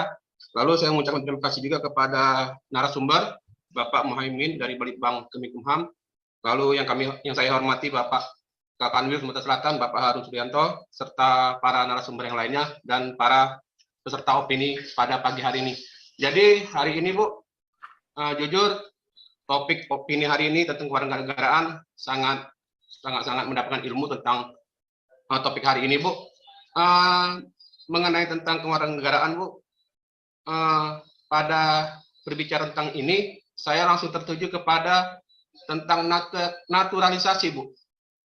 Naturalisasi itu pada pasal 20 di pasal 20 Undang-Undang 12 tahun 2026 itu disebutkan itu bagi warga negara asing yang memiliki jasa kepada negara Indonesia itu diberikan naturalisasi. Nah, itu harus mengacu kepada syarat-syarat yang berlaku di Undang-Undang Nomor 12 Tahun 2006. Itu kan ada beberapa syarat, salah satunya yaitu berjasa lalu harus tinggal stay selama 10 tahun terputus atau 5 tahun berturut-turut. Nah, yang jadi permasalahannya Ibu gini Bu, banyak naturalisasi ini kan diberikan kepada para olahragawan ataupun pesepak bola Bu. Saat ini kan Bu lagi happening yaitu para pesepak bola dari luar negeri itu kita naturalisasi, ya kan Bu? Naturalisasi. Nah, jadi yang jadi pertanyaannya ini adalah yang dinaturalisasi ini kadang-kadang pemainnya ini belum apa ya Bu? Belum memberikan kontribusi nyata kepada negara Bu. Kepada negara. Mereka cuman bermain di luar negeri, tapi belum pernah membela negara, tapi tahu-tahu diberi kesempatan untuk naturalisasi Bu. Ya, itu dari pengamatan hukum itu gimana? Minta tolong kepada para narasumber. Itu yang pertama. Lalu yang kedua Bu, di dalam Undang-Undang Nomor 12 Tahun 2006 itu disebutkan naturalisasi itu ada dua, naturalisasi biasa dan naturalisasi istimewa. Nah, itu apa pembedanya Bu? Apakah penerapan ada dua naturalisasi itu apa namanya dalam pandangan hukum persamaan dalam prinsip persamaan kedudukan di hadapan hukum itu gimana Bu? Itu kan berarti tidak bersamaan di dalam hukum, tidak jadi mengistimewakan sesuatu kan Bu? Mungkin itu saja. Kepada Ibu dan narasumber, terima kasih atas kesempatannya. Wabillahi taufiq wal hidayah. Wassalamualaikum warahmatullahi wabarakatuh. Baik, terima kasih kepada Bapak Renaldi yang berasal dari Bapak Sahat. Terima kasih atas pertanyaannya Bapak. Nanti kita langsung saja kepada 3 penanya Pak ya. Kita masih mencari 2 penanya lagi. Untuk itu kami panggil penanya yang kedua. Kami persilakan untuk raise hand sehingga nanti bisa dibuka mute-nya oleh panitia. Ini artinya main bola terus. Kembali kami. Assalamualaikum. Waalaikumsalam. Waalaikumsalam warahmatullahi wabarakatuh. Kepada penanya yang kedua. Selamat pagi Bapak. Selamat pagi Ibu. Mohon izin pimpinan. Ya, saya punya 2 pertanyaan Bapak, Ibu, kepada Dr. Firman. Saya tertarik dengan pernyataan beliau yang mengatakan izin Bapak, kami mohon identitasnya dulu Bapak. Baik, dari mana asal?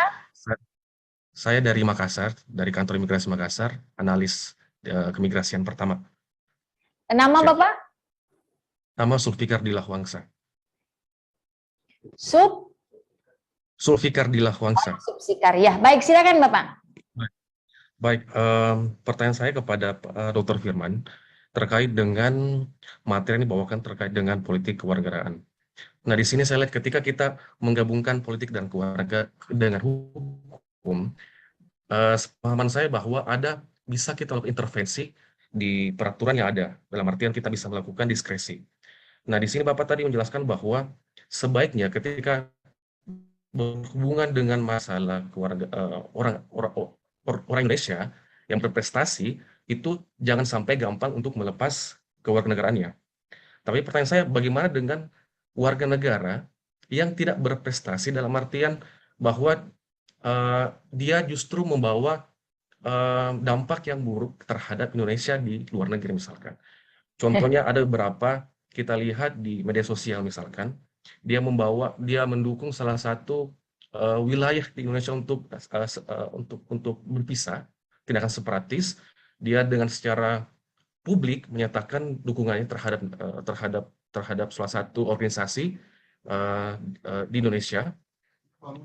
Nah, pertanyaan saya, Bu, Bapak, bagaimana Bapak tentang masalah ini? Apakah misalkan ini bisa diintervensi, bisa dilakukan, bisa bahwa dia sudah tidak memberikan kontribusi yang positif kepada Indonesia, yang pertama.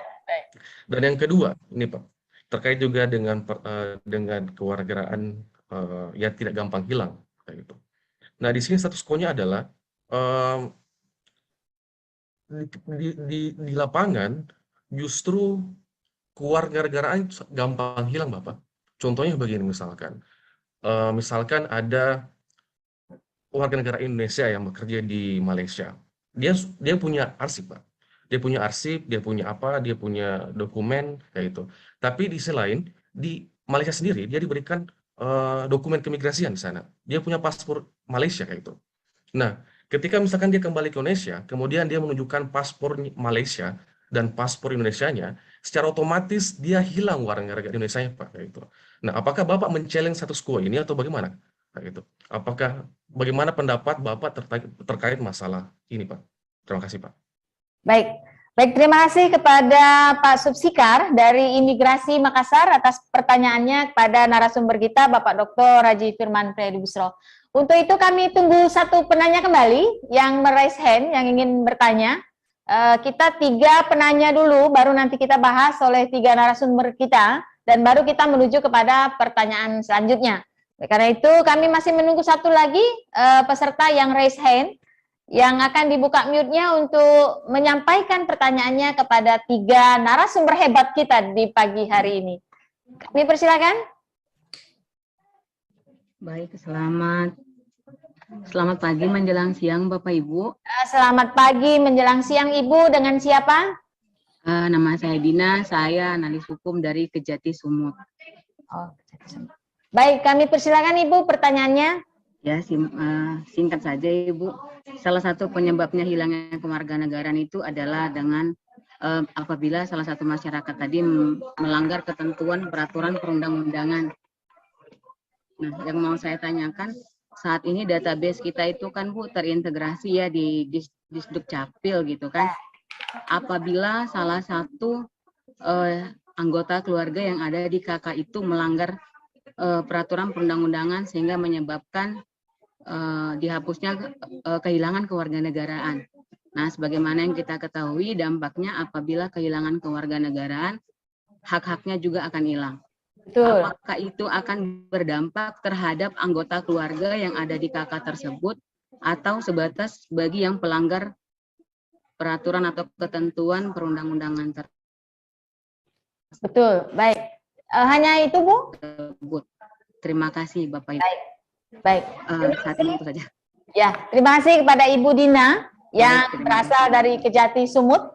Bapak dan Ibu peserta kita, Bapak dan Ibu pembicara, narasumber dan seluruh panitia yang hadir di sini sangat antusias sekali peserta kita untuk bertanya. Begitu banyaknya yang sudah raise hand, tetapi memang karena kita terbatas dengan waktu yang sudah ada, maka kita hanya memilih 3 penanya terlebih dahulu, Bapak dan Ibu, sehingga terpilihlah Bapak Renaldi, kemudian ada Bapak Subsikar dan Ibu Dina yang berasal dari Kejati, Sumatera Utara.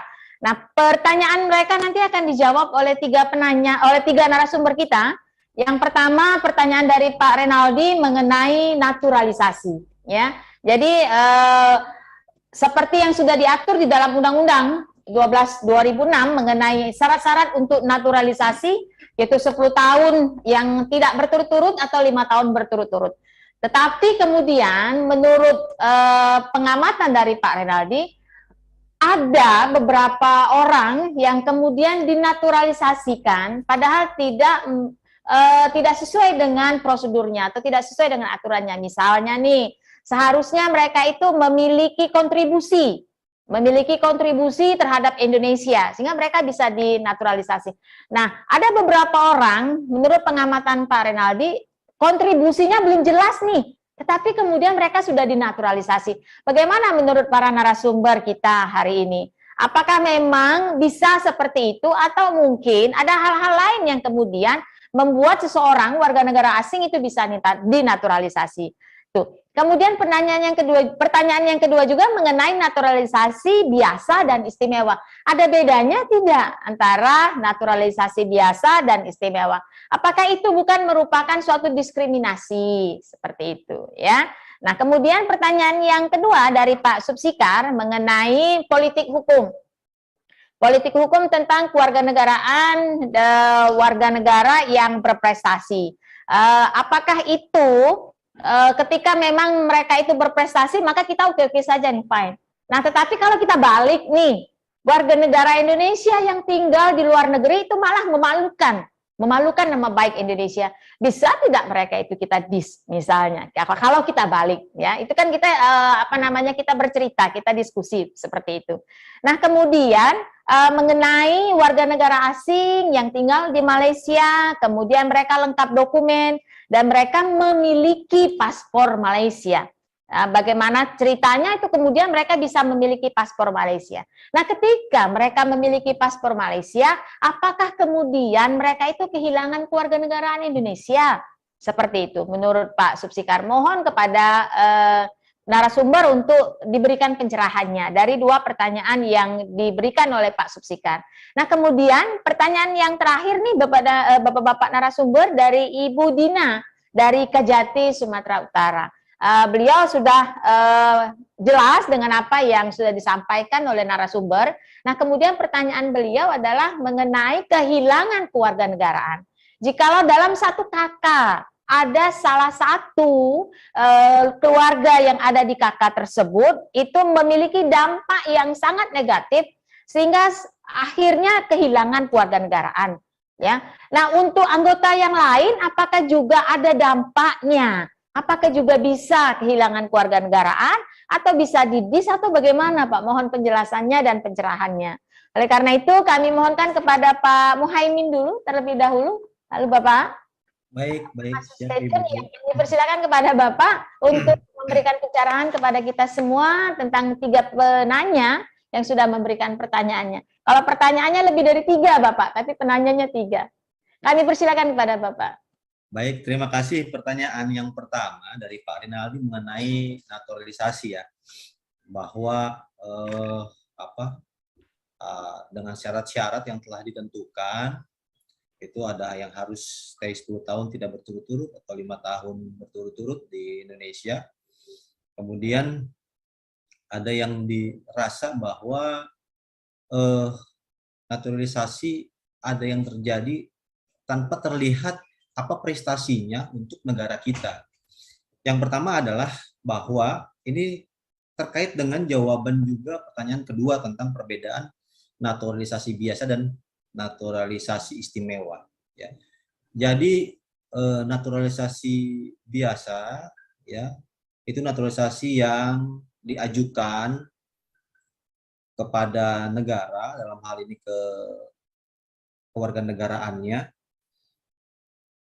dengan pengajuan diri. Sedangkan untuk yang istimewa adalah itu yang tadi disampaikan, yang berprestasi, gitu ya, seperti pemain sepak bola, Christian Gonzalez dan lain-lain gitu ya. Nah, ini perbedaan tersebut tidak berdampak perbedaan dalam hal pengaplikasian peraturan perundang-undangan atau hukum yang ada di Indonesia.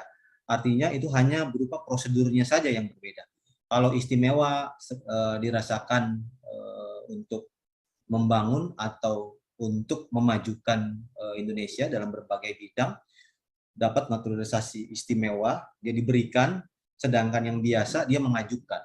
Nah, ini kenapa ada kok yang dirasa bahwa naturalisasi itu beberapa dari naturalisasi tidak terlihat prestasinya gitu.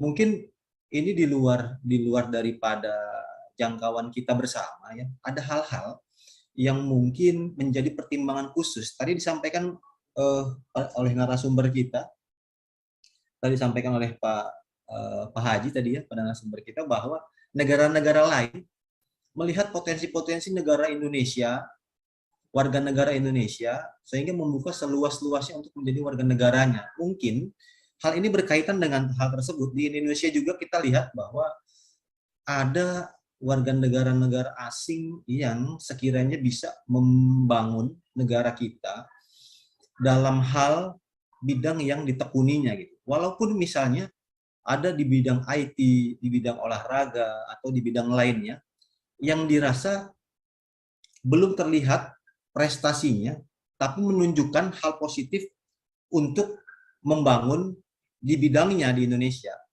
Saya tidak tahu pasti apakah itu yang menjadi pertimbangan atau itu yang menjadi hal-hal sebagai pemicu diangkatnya diberikannya naturalisasi kepada orang-orang tersebut. Namun demikian, perlu diketahui bahwa untuk hal-hal tersebut yang naturalisasi istimewa yang memberikan kontribusi terhadap negara kita, itu tidak sembarang diberikan, artinya melalui analisis cost and benefit, ya, CBA, cost and benefit analysis yang dilakukan mungkin oleh tim yang memberikan naturalisasi terhadap orang-orang yang dianggap istimewa akan membantu memberikan kemajuan pada bidang-bidang tertentu di negara kita. Mungkin itu yang bisa saya sampaikan. Kemudian yang kedua, tadi pertanyaan biar disampaikan yang disampaikan langsung untuk narasumber, untuk Pak Haji tadi ya, biar nanti Pak Haji yang jawab karena khusus mungkin dari Kanim Makassar tadi ya. Kemudian Bu Dina Silalahi ya, tentang WNA atau keturunan yang kemudian kewarganegaraannya lepas karena melanggar peraturan perundang-undangan atau bisa dibilang melakukan tindakan yang merugikan negara atau melawan peraturan yang ada gitu ya. Apakah itu berdampak kepada keturunannya yang lain gitu ya. Nah gini, perlu diketahui bahwa untuk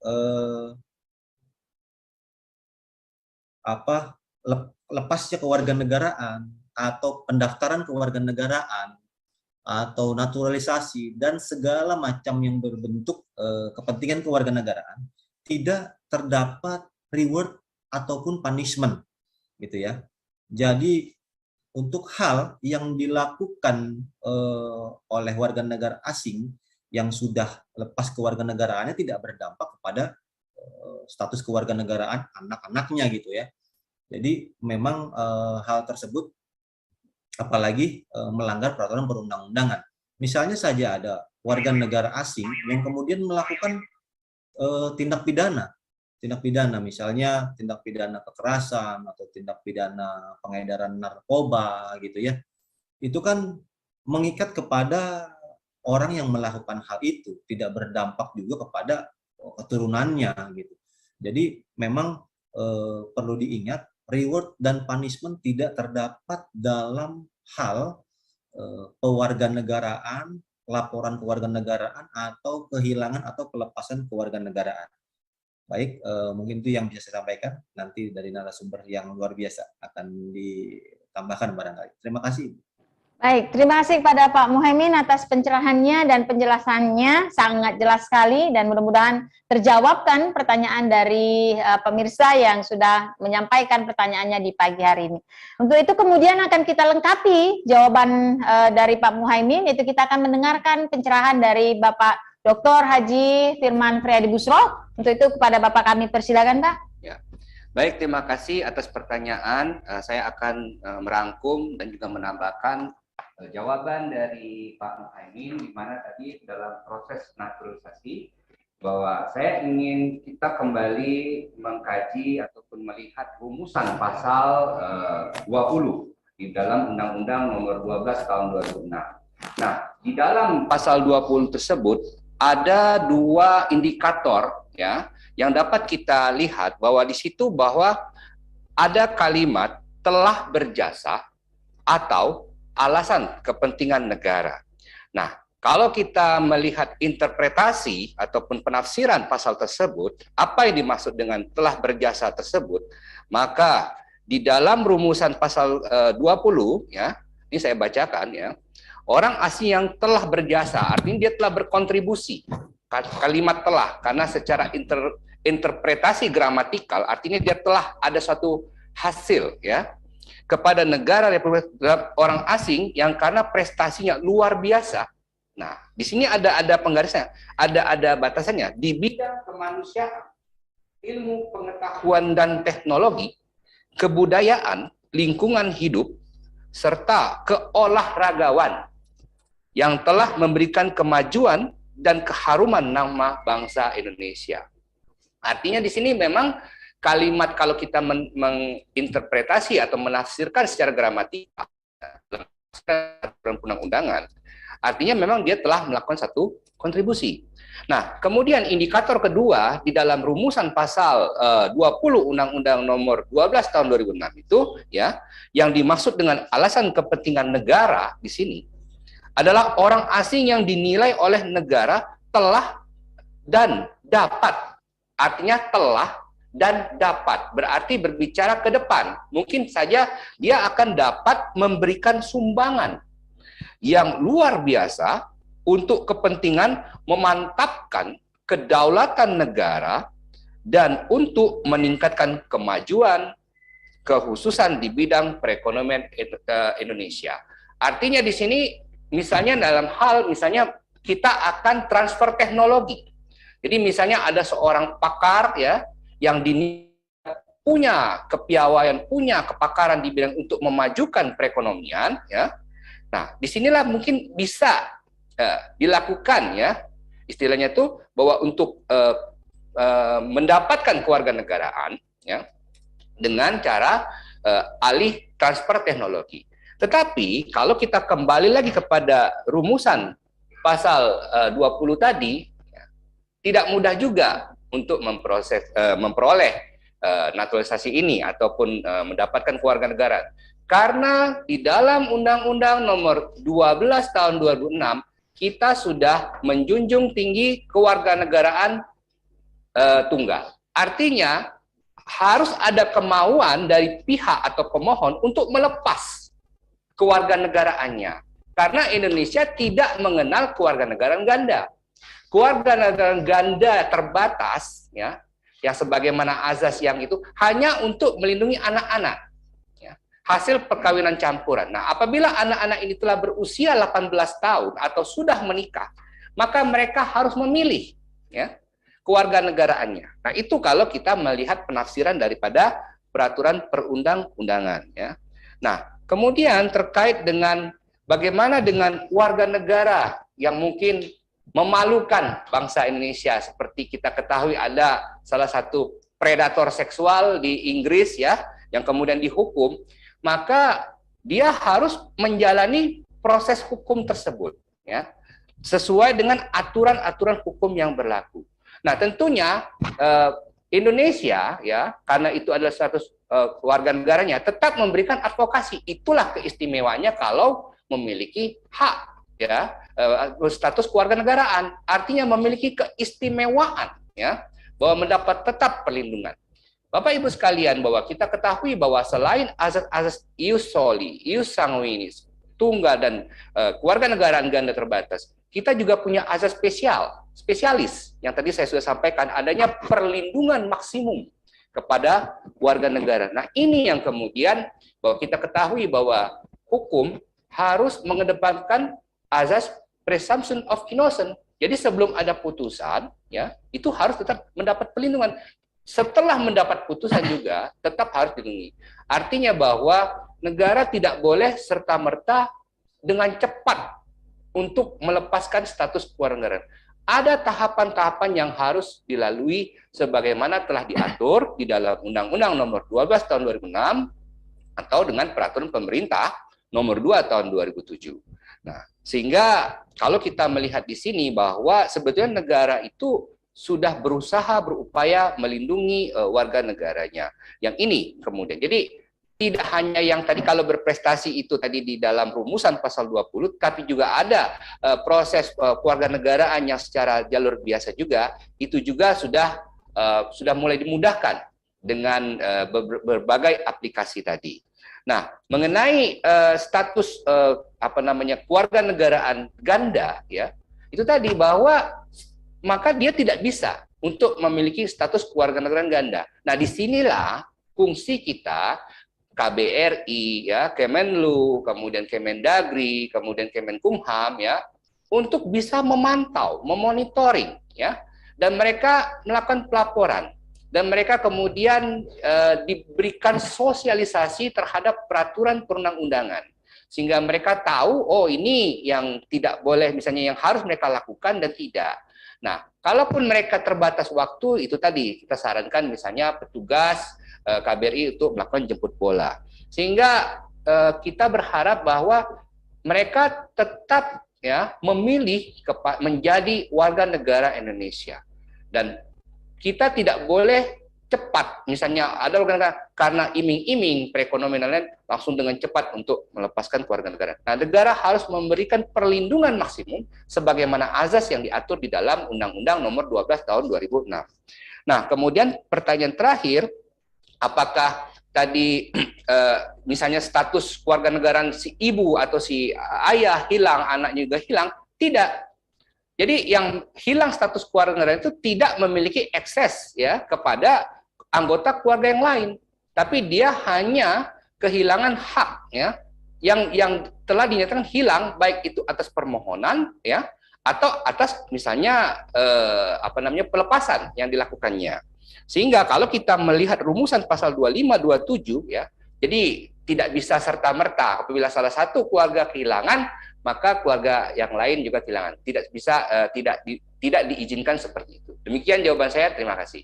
Baik, terima kasih buat Bapak Dr. Haji Firman Freddy Busro yang sudah melengkapi jawaban dari narasumber yang pertama.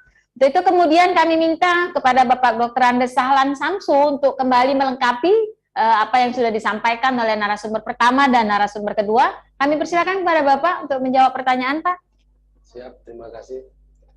Memang sudah diberikan tanggapan yang sangat bagus dari dua narasumber tadi. Kami menjawab sebatas kewenangan yang kami miliki. Kami selaku perangkat atau petugas Dukcapil akan melaksanakan semua keputusan keputusan yang telah dikeluarkan oleh Kementerian Hukum dan HAM.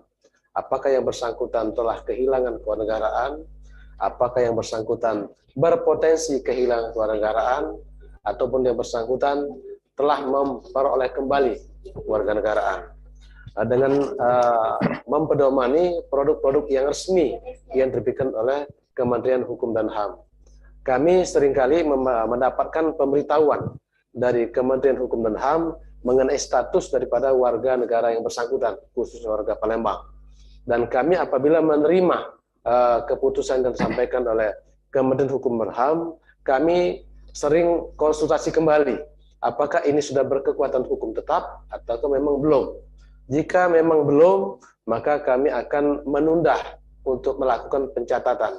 Namun jika dia sudah berkekuatan hukum tetap, kami akan melakukan pencatatan di kantor kita. Baik pencatatan perubahan kewarganegaraan berubah dari warga negara asing menjadi warga negara Indonesia, maupun berubah dari warga negara Indonesia menjadi warga negara asing. Itu pendapat kami dari segi kelembagaan. Namun kami juga menyampaikan pendapat kami di luar daripada kedinasan ini. Kami berharap apabila ketentuan regulasi kita masih memberikan multitafsir atau banyak penafsiran, kami berharap ada perlu teknis yang dapat dilengkapi agar kita di lapangan sama-sama mempedomani dan sama-sama mengetahui dan dapat melaksanakan ketentuan itu dan bersinergi untuk menyamakan persepsi maupun juga untuk melaksanakan tindakan berikutnya. Barangkali itu saja dari kami. Terima kasih. Baik, Bapak dan Ibu semua, 3 pertanyaan atau 3 penanya yang sudah menyampaikan pertanyaan-pertanyaannya itu sudah dijawab oleh 3 narasumber kita. Tapi mungkin sebagai satu tambahan yang kita mungkin lupa bahwa ketika kita berhubungan mengenai surat menyurat maupun akta di Disdukcapil, semuanya gratis. Betul ya Pak ya? Jadi tidak ada biaya yang harus kita keluarkan, semuanya ditanggung oleh negara. Jadi jangan sampai kita kehilangan kesempatan kita untuk membuat surat menyurat ataupun membuat akte di Disdukcapil, seperti itu. Baik Bapak Ibu semua, dari apa yang sudah disampaikan, sepertinya masih ada pertanyaan-pertanyaan yang akan disampaikan oleh peserta di pagi hari ini. Oleh karena itu kita buka sesi kedua. Jikalau Bapak dan Ibu ingin bertanya, kami persilakan untuk raise hand. Ada 2 penanya yang akan diberikan kesempatan di pagi hari ini. Sehingga panitia nanti akan membuka mute di kamera Zoom Bapak dan Ibu semua. Kami persilakan Bapak atau Ibu. 2 penanya lagi. 3, iya kita punya 3 penanya. Kami persilakan kepada Bapak dan Ibu 3 penanya lagi untuk menyampaikan pertanyaannya kepada 3 narasumber kita yang sangat hebat di pagi hari ini. Intelijensianya sangat tinggi sekali sehingga ilmu yang disampaikan kepada kita juga sangat bermanfaat. Kami persilakan, iya di tengah-tengah kita sudah ada 1 penanya. Kami persilakan Ibu untuk menyampaikan identitasnya terlebih dahulu sebelum menyampaikan pertanyaannya. Izin Ibu Dery. Ya, kami persilakan Ibu identitasnya terlebih dahulu. Saya Fatria Kairo dari STH Sumpah Pemuda. Baik, kami persilakan Ibu pertanyaannya. Yang pertama, setelah melihat paparan dari 3 narasumber tadi, yang pertama saya tujukan kepada pertanyaan pertama adalah atau saran yang pertama kepada Bapak Muhaimin dan juga Bapak Dr. Firman Freddy Busro. Yang pertama Bapak Muhaimin mungkin menjadi masukan juga salah satu kenapa warga negara Indonesia mungkin masih ada yang tidak aware terhadap fungsi daripada haknya sebagai warga negara. Mungkin salah satunya adalah bagaimana peran negara ketika memberikan perlindungan dalam bentuk nyata terhadap warga negaranya terkait di pembukaan UUD 1945. Kemudian yang kedua adalah dari 3 pemaparan tadi terlihat bahwa memang dari banyaknya peraturan-peraturan yang memunculkan tentang kewarganegaraan ini di setiap instansi, saran dan kemungkinan besar ini memberikan mungkin sedikit pencerahan terkait mungkin perlunya penerapan Omnibus Law terhadap peraturan kewarganegaraan Indonesia. Nanti saya minta juga pendapat dari Bapak Muhaimin dan Bapak Dr. Firman Freddy Busro. Lalu yang ketiga adalah terkhusus kepada dari Dukcapil Bapak Sahlan, mungkin saran juga Pak, sangat baik sudah pelayanan daripada Dukcapil terhadap pelayanan terhadap warga negara kita terkait KTPL dan sebagainya. Namun usul saya adalah ketika tadi berbicara masalah peran KBRI, mungkin itu memang perlu dioptimalkan Pak. Bagaimana ketika peraturan-peraturan tersebut atau misalnya KTP kita ataupun data-data yang kita miliki juga diakui oleh negara lain. Contoh saat ini soal program Peduli Lindungi. Ketika di saat G20 mau dilaksanakan, salah satu kendalanya adalah ketika program Peduli Lindungi kita ternyata tidak diakui di negara luar. Nah, mungkin ada baiknya setiap aturan atau kebijakan yang kita miliki juga perlu berkoordinasi dengan KBRI sehingga kita pun juga diakui di luar sehingga untuk memudahkan pelayanan terhadap warga negara sendiri. Terima kasih kepada Ibu moderator. Mungkin itu sedikit saran dari saya. Terima kasih. Baik, terima kasih kepada Ibu Fatria Khairul yang sudah menyampaikan saran dan masukan serta pertanyaannya. Untuk itu kami buka kembali kepada penanya yang kedua. Kami persilakan untuk raise hand dan kemudian nanti akan dibuka mute-nya oleh panitia. Halo. Baik, selamat pagi Bapak. Ya, saya Saparudin Lubis dari Kanwil Kementerian Agama Sumatera Utara. Baik, Pak Saparudin Lubis dari Sumatera Utara. Kami persilakan Bapak pertanyaannya. Yang pertama saya tujukan kepada Pak Muhaimin. Dari yang disampaikan tadi, menurut Profesor Jimli katanya ada beberapa hal yang bisa mengakibatkan seseorang kehilangan kewarganegaraan. Antara lain adalah kesengajaan. Yang ingin saya tanyakan adalah bagaimana regulasi atau kebijakan pemerintah agar tidak seseorang warga negara Indonesia yang ada di luar negeri tidak dengan mudahnya, dengan sengaja melepaskan kewarganegaraannya karena misalnya ada iming-iming atau sesuatu hal yang bersifat materi.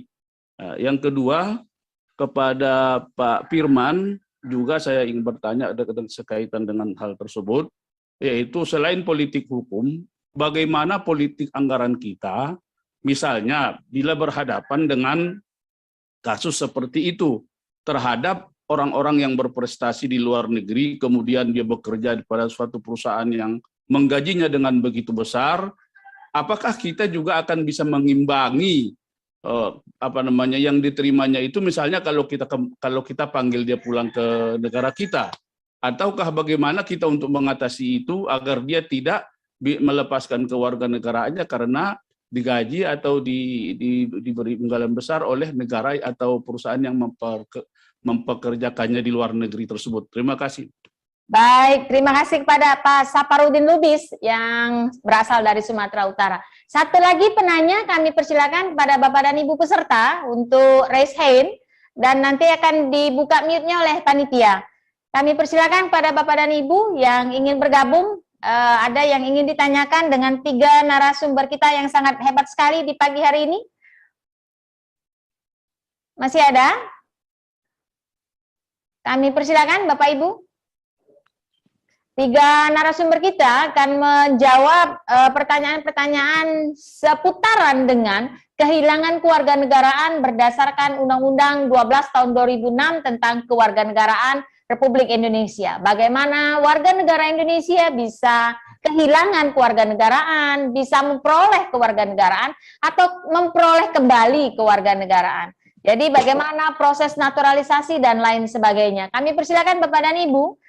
Satu penanya yang ingin bergabung, join dengan kami di sini, akan dibuka Zoom meetingnya, raise hand silahkan, sehingga mute-nya bisa kita buka. Dari 2 penanya yang, oh iya, kita kedatangan 1 penanya kembali. Baik, silakan Ibu, identitasnya terlebih dahulu. Selamat pagi, izin bertanya, Saya Rahma dari kantor imigrasi Jember. Izin bertanya, Bu, ketika seorang ex-WNI menjadi WNA di negara lain, contoh Australia, apakah yang bersangkutan wajib melaporkan atau menyatakan melepas WNI-nya di Perwakin Australia? Karena ketika yang bersangkutan masuk ke Indonesia sebagai WNA dan mengurus izin tinggalnya, yang bersangkutan menyampaikan bahwa tidak mempunyai dokumen apapun tentang pelepasan WNI-nya. Dan apakah mungkin data yang bersangkutan masih terbaca atau tercatat sebagai WNI dalam data kependudukan kita? Demikian, terima kasih atas jawabannya. Baik, terima kasih kepada Ibu Rahma dari Jember. Bapak Ibu pemirsa, Bapak Ibu narasumber dan peserta kita semua, sudah ada 3 penanya yang hadir di tengah-tengah kita. Mereka membawa pertanyaan untuk membuat ilmu kita semakin baik, semakin banyak. Yang pertama, Ibu Patria Hairo sudah memberikan masukan-masukannya kepada Pak Muhaimin dan Pak Firman Priadi Busro. Kemudian ada terselip pertanyaan, yaitu bagaimana peran negara supaya lebih maksimal di dalam melindungi hak-hak warga negaranya, terkhusus di warga negara Indonesia yang ada di luar negeri. Kemudian saran beliau bagaimana kalau nanti dimasukkan di dalam Omnibus Law regulasi tersebut. Dan juga kepada Pak dari Duscapil, narasumber kita, meminta atau menyampaikan saran atau ada suatu pesan agar supaya kita bisa memaksimalkan peran KBRI. Nah, nanti mohon kepada Bapak narasumber untuk menjawab pertanyaan dan saran tersebut. Dan kemudian Pak Saparudin Lubis dari Sumatera Utara juga sudah menyampaikan pertanyaan-pertanyaan beliau mengenai regulasi agar tidak dengan mudah warga negara Indonesia itu melepaskan kewarganegaraannya karena satu dan lain hal. Mungkin saja misalnya karena di sana, di negara tempat mereka sekarang berada, itu UMP-nya lebih besar. Ya, mereka mendapatkan honor dan gaji itu lebih besar dibandingkan dengan Indonesia. Sehingga mereka tertarik untuk melepaskan kewarganegaraan Indonesia dan kemudian beralih ke kewarganegaraan asing. Bagaimana politik keanggaran kita? Bagaimana politik hukum kita di dalam mensiasati hal-hal yang tersebut? Kemudian juga pertanyaan dari Ibu Rahma yang berasal dari Jember mengenai Bagaimana warga negara asing yang melepaskan kewarganegaraannya menjadi warga negara Indonesia yang melepaskan kewarganegaraannya menjadi warga negara asing, tetapi mereka tidak memiliki berkas, tidak memiliki arsip. Nah, ketika mereka ingin melaporkan, itu mereka kemana? Seperti itu. Kami persilakan kepada 3 narasumber kita. Mungkin yang pertama kami persilakan kepada Pak Muhaimin untuk menjawab pertanyaan-pertanyaan dari para peserta, perwakilan peserta sebenarnya. Perwakilan peserta kita di pagi hari ini. Kami persilakan, Bapak. Baik, terima kasih Ibu Moderator. Pertanyaan yang pertama dari Ibu Fatria tadi ya, bagaimana peran negara terhadap warga negara Indonesia untuk memaksimalkan status kewarganegaraan. Jadi memang kalau bicara tentang peran negara, keinginan negara bangsa melindungi seluruh tumpah darah dari warga negara Indonesia. Juga tadi telah disampaikan, ya sudah disampaikan oleh Pak Haji ya, bahwa negara hadir ketika ada warga negara Indonesia yang tersangkut kasus predator seks. Itu bagian daripada peran negara. Nah, itu hal yang mungkin bisa kita kategorikan bahwa negara juga mempunyai hak dan kewajiban. Gitu.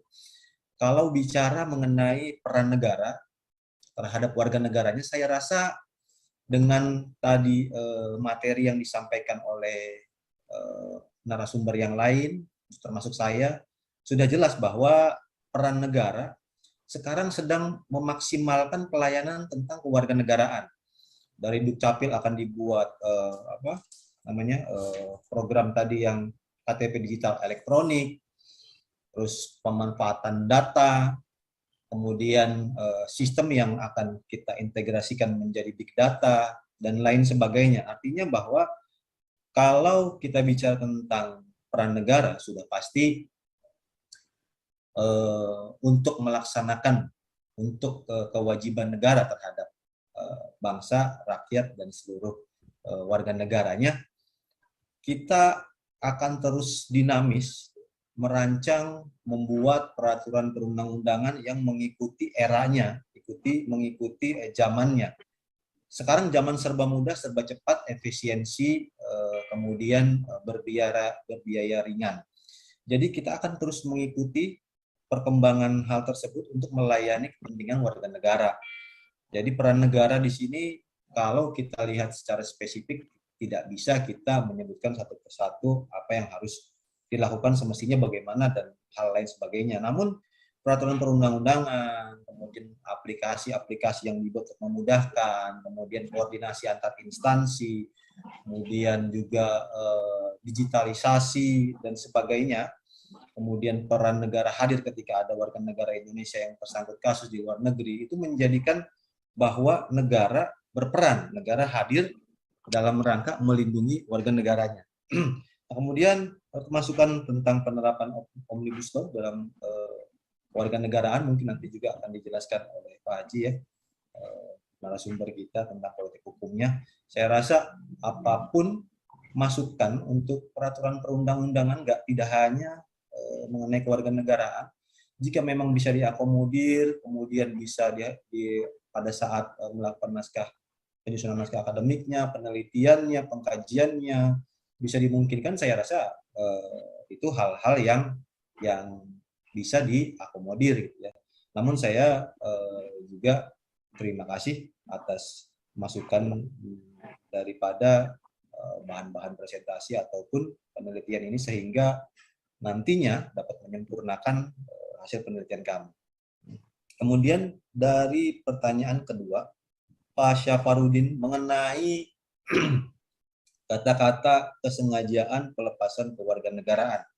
Beliau mempertanyakan atau membicarakan bagaimana caranya negara gitu ya membuat regulasi agar warga negara Indonesia tidak terkena iming-iming menjadi warga negara lain gitu.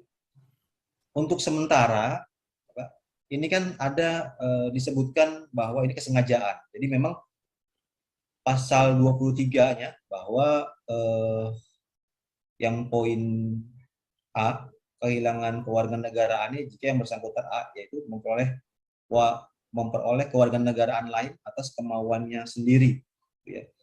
Jadi disampaikan tadi dari salah satu narasumber kita bahwa banyak teman-teman beliau yang sekarang sudah menjadi profesor, sudah menjadi akademisi yang sukses di negara lain.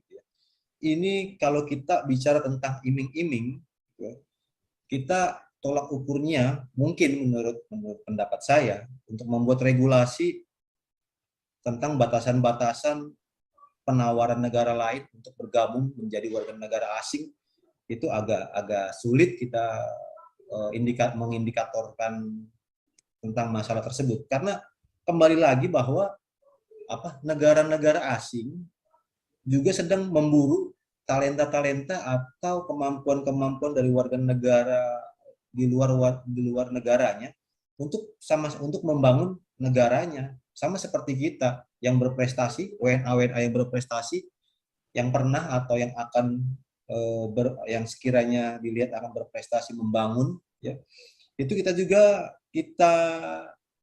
rekrut, kita naturalisasi. Memang itu hal yang sudah lumrah. Jadi kalau untuk dibuat regulasi dengan basicnya iming-iming, menurut saya mungkin perlu dipelajari atau dikaji lagi untuk membuat batasan atau standar indikatornya. Kemudian yang ketiga, Ibu Rahma ya, ex-WNI yang menjadi WNA, contoh dari Australia yang tadi ya. Saya punya pengalaman kemarin waktu saya ke Bali, waktu wawancara dengan teman-teman Kanwil Bali yang menangani hal ini, bahwasanya ada pelepasan dari WNI yang menjadi warga negara Amerika Serikat. Gitu ya. Untuk prosedur, tetap dia harus lapor melepaskan kewarganegaraannya. Gitu. Harus lapor. Ini adalah prosedur yang harus dijalani. Gitu.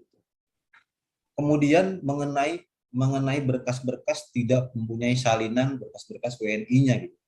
Seharusnya segala sesuatu yang berkaitan dengan kewarganegaraan, berkas tersebut, berkas-berkas penting, seperti halnya kita ya, KTP pun harus ada, yang lain-lain harus ada. Misalnya tidak krusial, itu akan dianggap biasa. Namun kewarganegaraan ini sangat krusial. Jadi ketika dia melaporkan mau melepaskan kewarganegaraannya, gitu ya, kan ini kan harus melaporkan atau tidak? Ya harus melaporkan. Namun berkasnya itu juga dia harus pegang.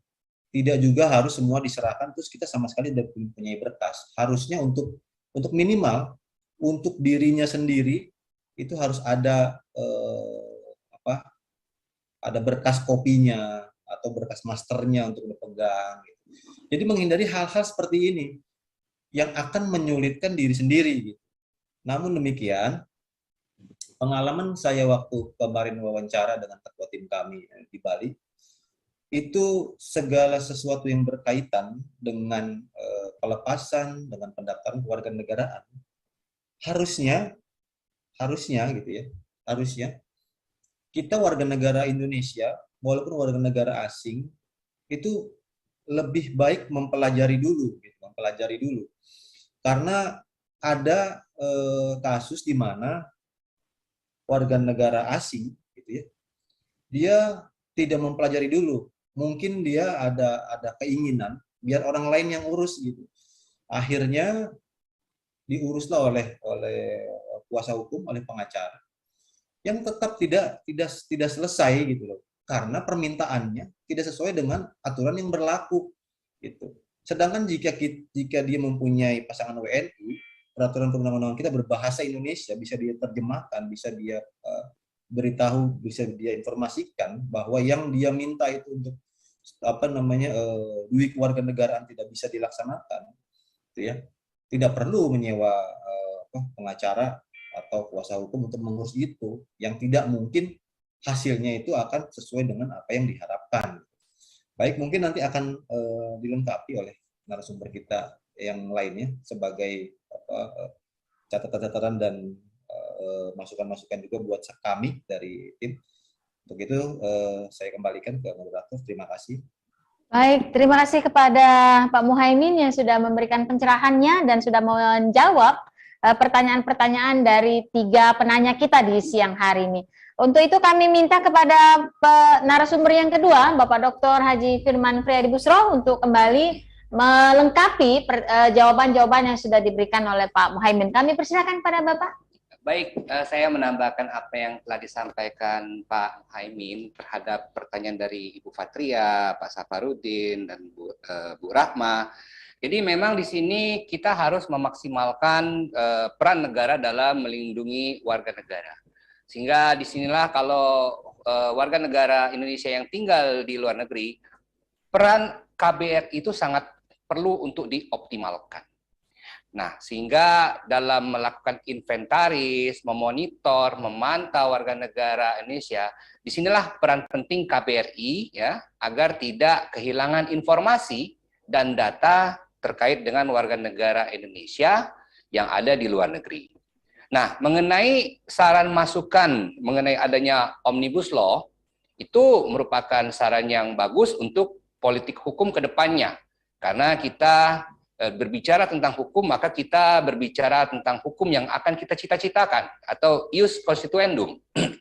Ya, tetapi setelah lahirnya putusan Mahkamah RI nomor 91 ya tahun 2020, di mana di situ pembentuk undang-undang punya pekerjaan rumah yang cukup berat. Karena kalau kita membaca amar putusan di mana Undang-Undang P3, yaitu Undang-Undang Pembentukan Peraturan Perundang-undangan, sebagaimana diatur di dalam Undang-Undang Nomor 12 Tahun 2011, yang telah diubah dengan Undang-Undang Nomor 15 Tahun 2019, itu perlu untuk dilakukan revisi, ya, dan juga untuk diamandemen dengan memasukkan metode Omnibus Law. Nah, sehingga kalau kita berbicara tentang masuknya metode Omnibus Law ke dalam pembentukan peraturan perundang-undangan, maka kita harus menunggu pembentuk undang-undang untuk segera merevisi Undang-Undang P3 ini. Karena kita kalau melihat merujuk kepada putusan Mahkamah RI nomor 91 tahun 2020, kita diberikan waktu 2 tahun. Ya. Akan tetapi yang dapat kita lakukan, ya, selain dengan metode simplifikasi regulasi Omnibus Law, itu juga kita bisa dapat melakukan harmonisasi dan juga sinkronisasi. Nah, inilah tadi kita sudah bicara tentang integrasi data, sehingga kedepannya juga perlu harmonisasi dan sinkronisasi berbagai peraturan perundang-undangan dan juga koordinasi lintas sektoral, lintas kementerian dalam penyamaan data. Makanya tadi saya menyampaikan bahwa mungkin ke depan perlu adanya one big data, one policy yang terhadap citizen, terhadap status kewarganegaraan. Ini sangat penting untuk masukkan dalam pengembangan hukum nasional Indonesia. Nah, kemudian tadi terkait dengan saran Pak Safarudin bahwa selain politik hukum, bagaimana kita memberikan reward kepada warga negara Indonesia yang berprestasi. Ini betul sekali, Bapak. Jadi memang semestinya negara itu mempertimbangkan ya terhadap warga negara Indonesia dan memudahkan bagi WNI yang berprestasi, mungkin dia menemukan salah satu penemuan, iptek, dan juga mungkin berkarir yang sampai dengan guru besar ya, itu bisa dibantu dengan kementerian terkait. Jadi misalnya dia seorang guru besar di di perguruan tinggi, maka dia bisa dibantu dengan Kementerian Pendidikan untuk misalnya itu dibantu untuk pindah home base ke perguruan tinggi dalam negeri.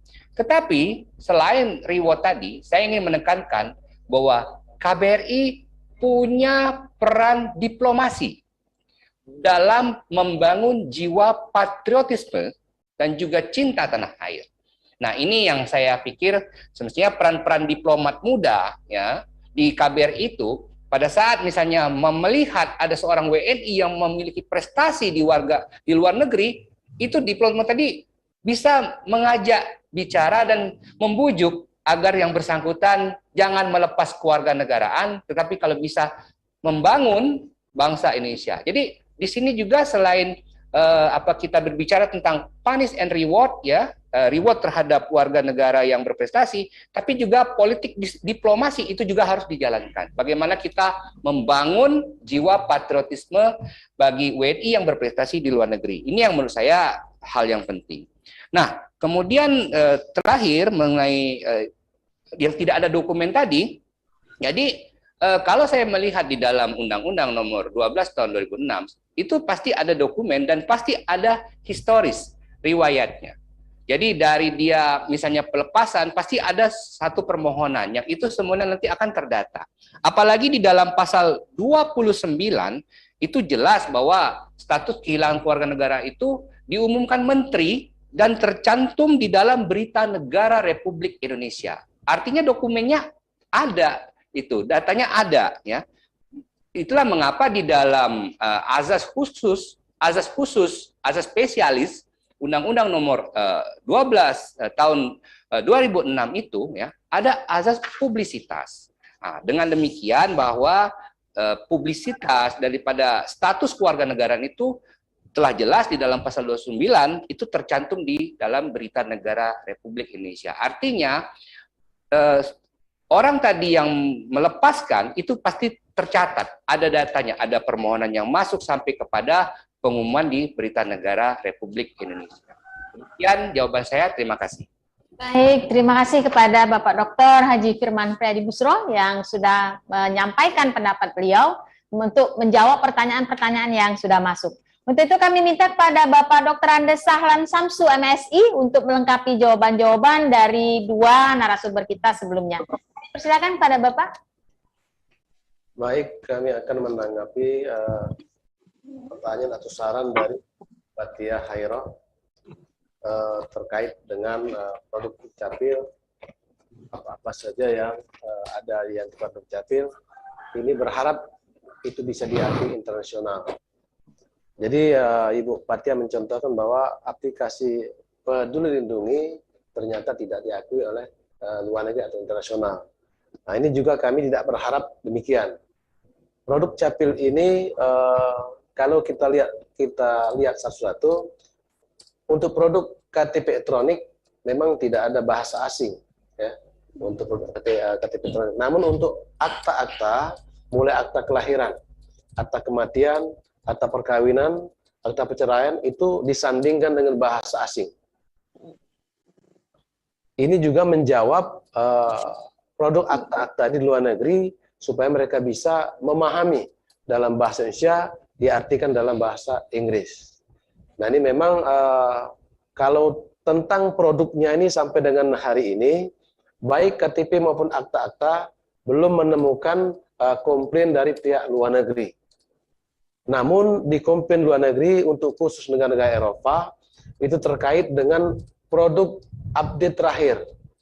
Ada di negara Eropa itu mempersyaratkan apabila ada tenaga kerja kita yang diterima bekerja di luar negeri khusus negara Eropa itu meminta kepada Dukcapil agar produk akta kelahirannya itu minimal 5 tahun ke belakang. Jadi berarti mereka meminta dengan kewenangan mereka agar akte itu diperbaharui.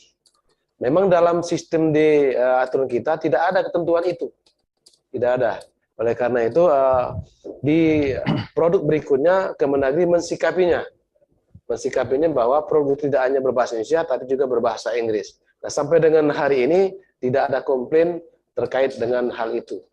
Oleh karena itu kita menanggapi pendapat dari saran dari Ibu Fathia Hairo, berarti kami mengarah kepada KTP elektronik. Ini akan kami sampaikan kepada Dirjen Dukcapil, ada usulan seperti ini, supaya KTP elektronik ini bila nantinya berbentuk sudah KTP elektronik digital, agar disandingkan juga dengan bahasa Inggris. Baik, itu kami terima. Terima kasih. Baik, terima kasih kepada tiga narasumber kita yang sudah menjawab pertanyaan-pertanyaan dari para peserta kita di pagi hari ini.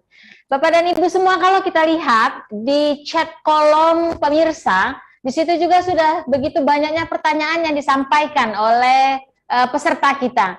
Tetapi kita akan mencoba untuk menjawab satu pertanyaan melalui chat kolom yang sudah disampaikan oleh Ibu Maria dari Kanwil Sumsel, Ibu Ave Maria dari Kanwil Sumsel. Pertanyaan beliau adalah, Undang-Undang Nomor 12 Tahun 2006 menyebutkan seseorang kehilangan status warga negaranya karena 9 hal secara otomatis. Jadi negara bersifat pasif. Bagaimana dengan administrasinya sendiri di Dukcapil? Apalagi kalau yang bersangkutan kehilangan warga negara tersebut secara diam-diam. Apakah imigrasi dan Dukcapil sudah satu data? Nah, oleh karena itu kami minta yang menjawab adalah Bapak Muhaimin dan Bapak Dr. Andes Sahlan Samsu. Ini karena berhubungan dengan data. Apakah data dari Dukcapil dan data dari imigrasi itu sama, terpadu seperti itu? Kami persilakan Pak Muhaimin mungkin untuk menjawab pertanyaan. Baik, terima kasih pertanyaannya dari Ibu Maria ya. Ya, Ibu Ave Maria. Oh iya, baik-baik. Terima kasih untuk memang itu tadi yang disampaikan adalah 9 poin itu sudah ada di pasal 23 Undang-Undang Kewarganegaraan. Namun mengenai integrasi data, imigrasi kan mempunyai data sistem aplikasi SIMKIM itu ya. Sementara kalau Dukcapil mempunyai data SIAP gitu. Jadi memang waktu kami mewawancarai beberapa dari Kakanim, kemudian juga ada dari Wasdak gitu ya, di kantor imigrasi, beberapa kantor imigrasi yang kita datangi, bahwa kalau mengenai sistem aplikasi SIMKIM itu belum terintegrasi dengan sistem aplikasi lainnya, apalagi dengan SIAP, mohon izin. Jadi memang SIMKIM karena ini adalah tentang aplikasinya, tentang paspor dan hal-hal yang lainnya, sementara untuk yang SIAP itu untuk kependudukan, memang secara keinginan ya. Tadi sudah saya sampaikan di dalam saran serta dalam pembukaan bahwa sistem aplikasi dari SAKE, SIMKIM, SIAP maupun portal Peduli WNI harus terintegrasi menjadi satu link khusus yang berbicara tentang kepentingan-kepentingan atau data-data mengenai kewarganegaraan. Jadi artinya sepanjang selesainya hasil penelitian, yang saya tahu untuk data dari sistem keimigrasian belum terkoneksi atau belum menjadi satu data yang sama antara sistem keimigrasian dan sistem SIAP tersebut. Karena waktu itu ada hal-hal yang disampaikan oleh beberapa teman-teman di imigrasi bahwa sistem keimigrasian ini terkait ada hal-hal yang menyangkut daripada misalnya yang tidak bisa di-share secara umum gitu ya, terhadap pencarian orang dari luar negeri, terhadap kerahasiaan pencarian orang yang tidak boleh diketahui. Jadi memang sistem keimigrasian ini ada kepentingan-kepentingan yang tidak boleh diketahui oleh orang banyak, yang mungkin saya juga sebagai orang Kumham gitu ya, belum tentu mengetahui hal-hal di mana itu untuk kepentingan melindungi negara, sehingga tidak boleh ada orang-orang yang tidak berkepentingan di dalamnya mengetahui hal-hal tersebut.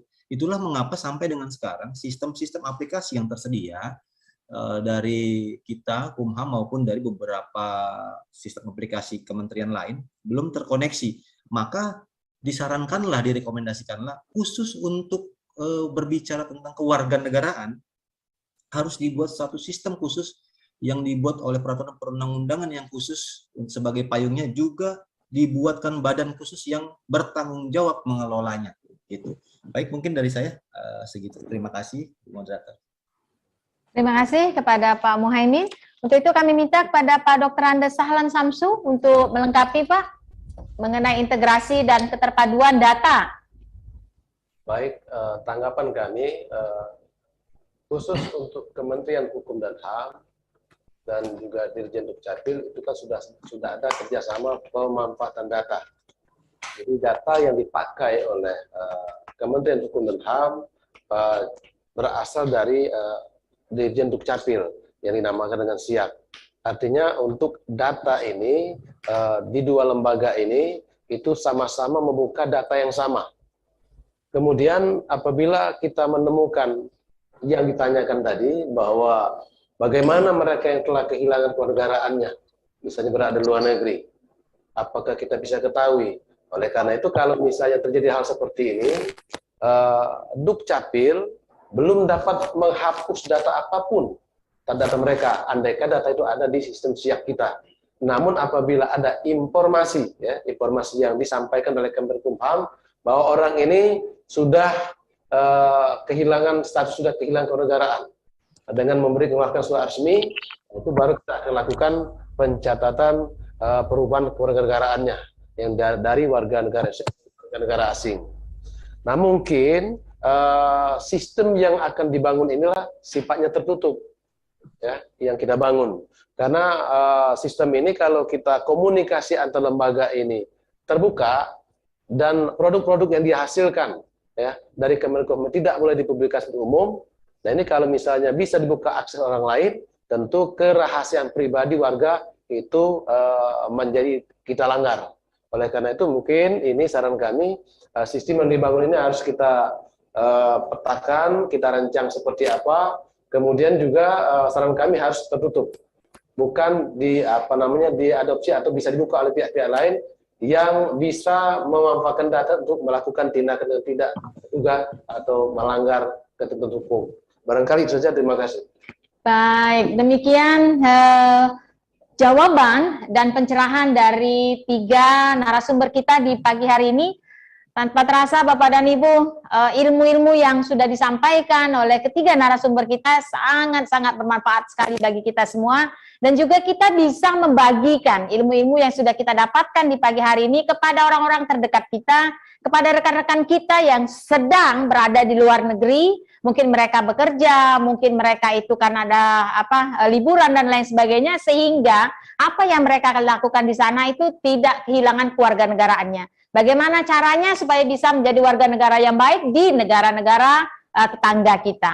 Baik Bapak dan Ibu, tanpa terasa juga waktu kita berjalan semakin siang dan semakin siang, maka acara kita di pagi menjelang siang hari ini menuju kepada closing statement dari Bapak Kakanwil Sumsel, Bapak Harun Sulianto. Untuk itu kami persilakan kepada Bapak untuk memberikan closing statement kita di pagi hari ini. Terima kasih Ibu Moderator. Saya larut dalam diskusi ini sehingga hampir-hampir nggak bisa ngomong lagi ini. Yang pertama catatan kami, bagaimana hilirisasi hasil penelitian, artinya kebijakan yang baik adalah kebijakan yang dibuat berbasis riset atau penelitian. Apalagi penelitian ini sudah diuji secara melalui diskusi publik, sehingga kita berharap rekomendasi dari Balitbang Kumham untuk kebijakan terkait dengan perlindungan agar WNI tidak hilang kewarganegaraannya aplikatif, artinya bisa diterapkan nantinya ini. Jadi hilirisasi hasil penelitian yang aplikatif karena sudah berbasis riset atau penelitian. Yang kedua, tadi narasumber dan penanya menanyakan bahwa negara memang punya kewajiban untuk melindungi warga negaranya, termasuk mencegah supaya WNI-nya jangan kehilangan warga negaranya. Jadi jangan sampai kehilangan kewarganegaraannya. Bagaimana cara merayunya katanya tadi? Tempo hari, waktu dulu mungkin Bapak Ibu masih ingat Pak Habibie ketika jadi ahli teknologi di Jerman, diajak pulang dan dijadikan Menristek. Juga ada menteri yang tempo hari Menteri Pertambangan.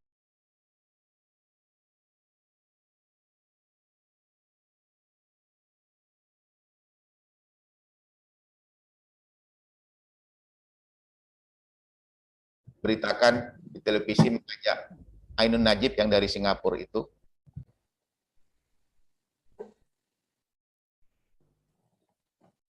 Kemudian yang ketiga adalah bagaimana mengintegrasikan aplikasi yang ada. Aplikasi yang ada itu di Kemenlu, di Kemendagri dan Kemenkumham, aplikasi untuk melindungi warga negara agar tidak hilang kewarganegaraannya. Nah, ini kan ketiga kementerian ini di bawah koordinasi Kemenko Polhukam. Jadi mungkin sebelum dibuat regulasinya, ini bisa di jalur menguncinya dengan teknologi ini. Saya memberikan contoh di proses penegakan hukum pidana ada namanya sistem peradilan pidana terpadu berbasis teknologi informasi. Tadi yang dikhawatirkan, Pak, yang rahasia nanti gini. Di dalam SPPT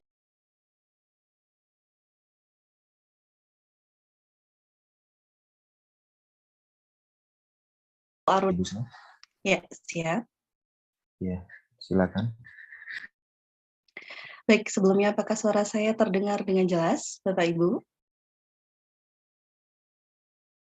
Sudah ya, Mas Lawu Arunawang? Sudah, Bu. Baik, terima kasih atas pengantarnya Mas Lawu Arunawang. Assalamualaikum warahmatullahi wabarakatuh. Selamat malam dan salam sejahtera untuk kita semua. Senang sekali saya pada malam hari ini saya dapat berjumpa bertatap maya dengan guru-guru dari seluruh Indonesia. Tentunya acara pada malam hari ini tidak hanya diikuti oleh guru-guru hebat dari seluruh Indonesia saja, namun juga diikuti oleh pengamat pendidikan, Bapak Ibu dosen, mahasiswa, dan tentunya masyarakat umum dari seluruh Indonesia. Yang terhormat Pak Heri Trilukman MPD, MPA, MPDM, selaku CEO eguru.id. Yang kami hormati seluruh panitia tim eguru.id di seluruh Indonesia, dan yang kami hormati seluruh peserta seminar nasional urgensi kurikulum operasional sekolah dalam implementasi kurikulum Merdeka. Pertama, kita panjatkan puja dan puji syukur kehadirat Tuhan yang Maha Kuasa karena atas rahmat dan karunia-Nya kita dapat berjumpa bertatap maya dalam keadaan sehat bersama saya Isna Laili selama 1,5 jam ke depan. Yang kami hormati, sebelum mulai acara, ada alangkah lebih baiknya kita berdoa dahulu agar acara pada malam hari ini dapat berjalan dengan lancar tanpa adanya halangan suatu apapun. Berdoa menurut agama dan kepercayaan masing-masing. Silakan.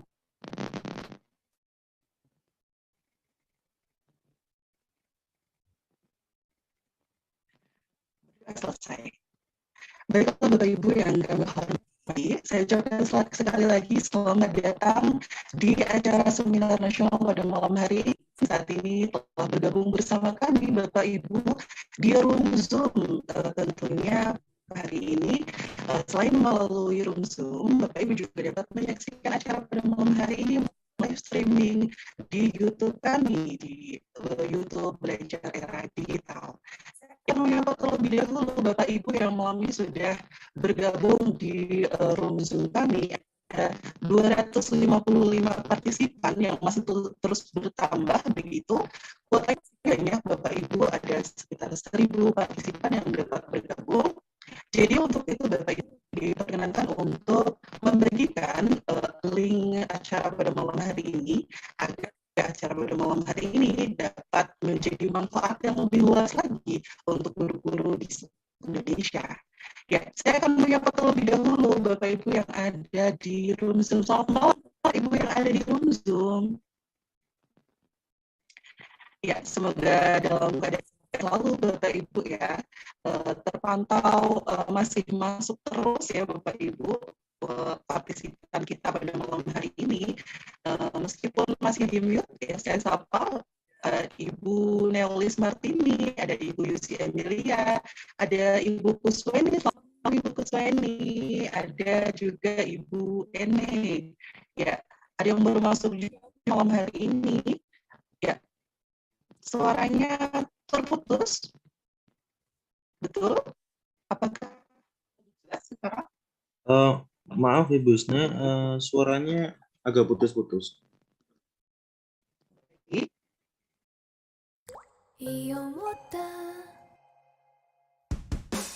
Kamu kayaknya sengaja mau ngehukum aku dengan gerakan-gerakan yang berat-berat ini semuanya. 10! Ya, lumayan ya, lebih sakit aku sih sebenarnya Mas. Oh iya, oke. I'm so excited.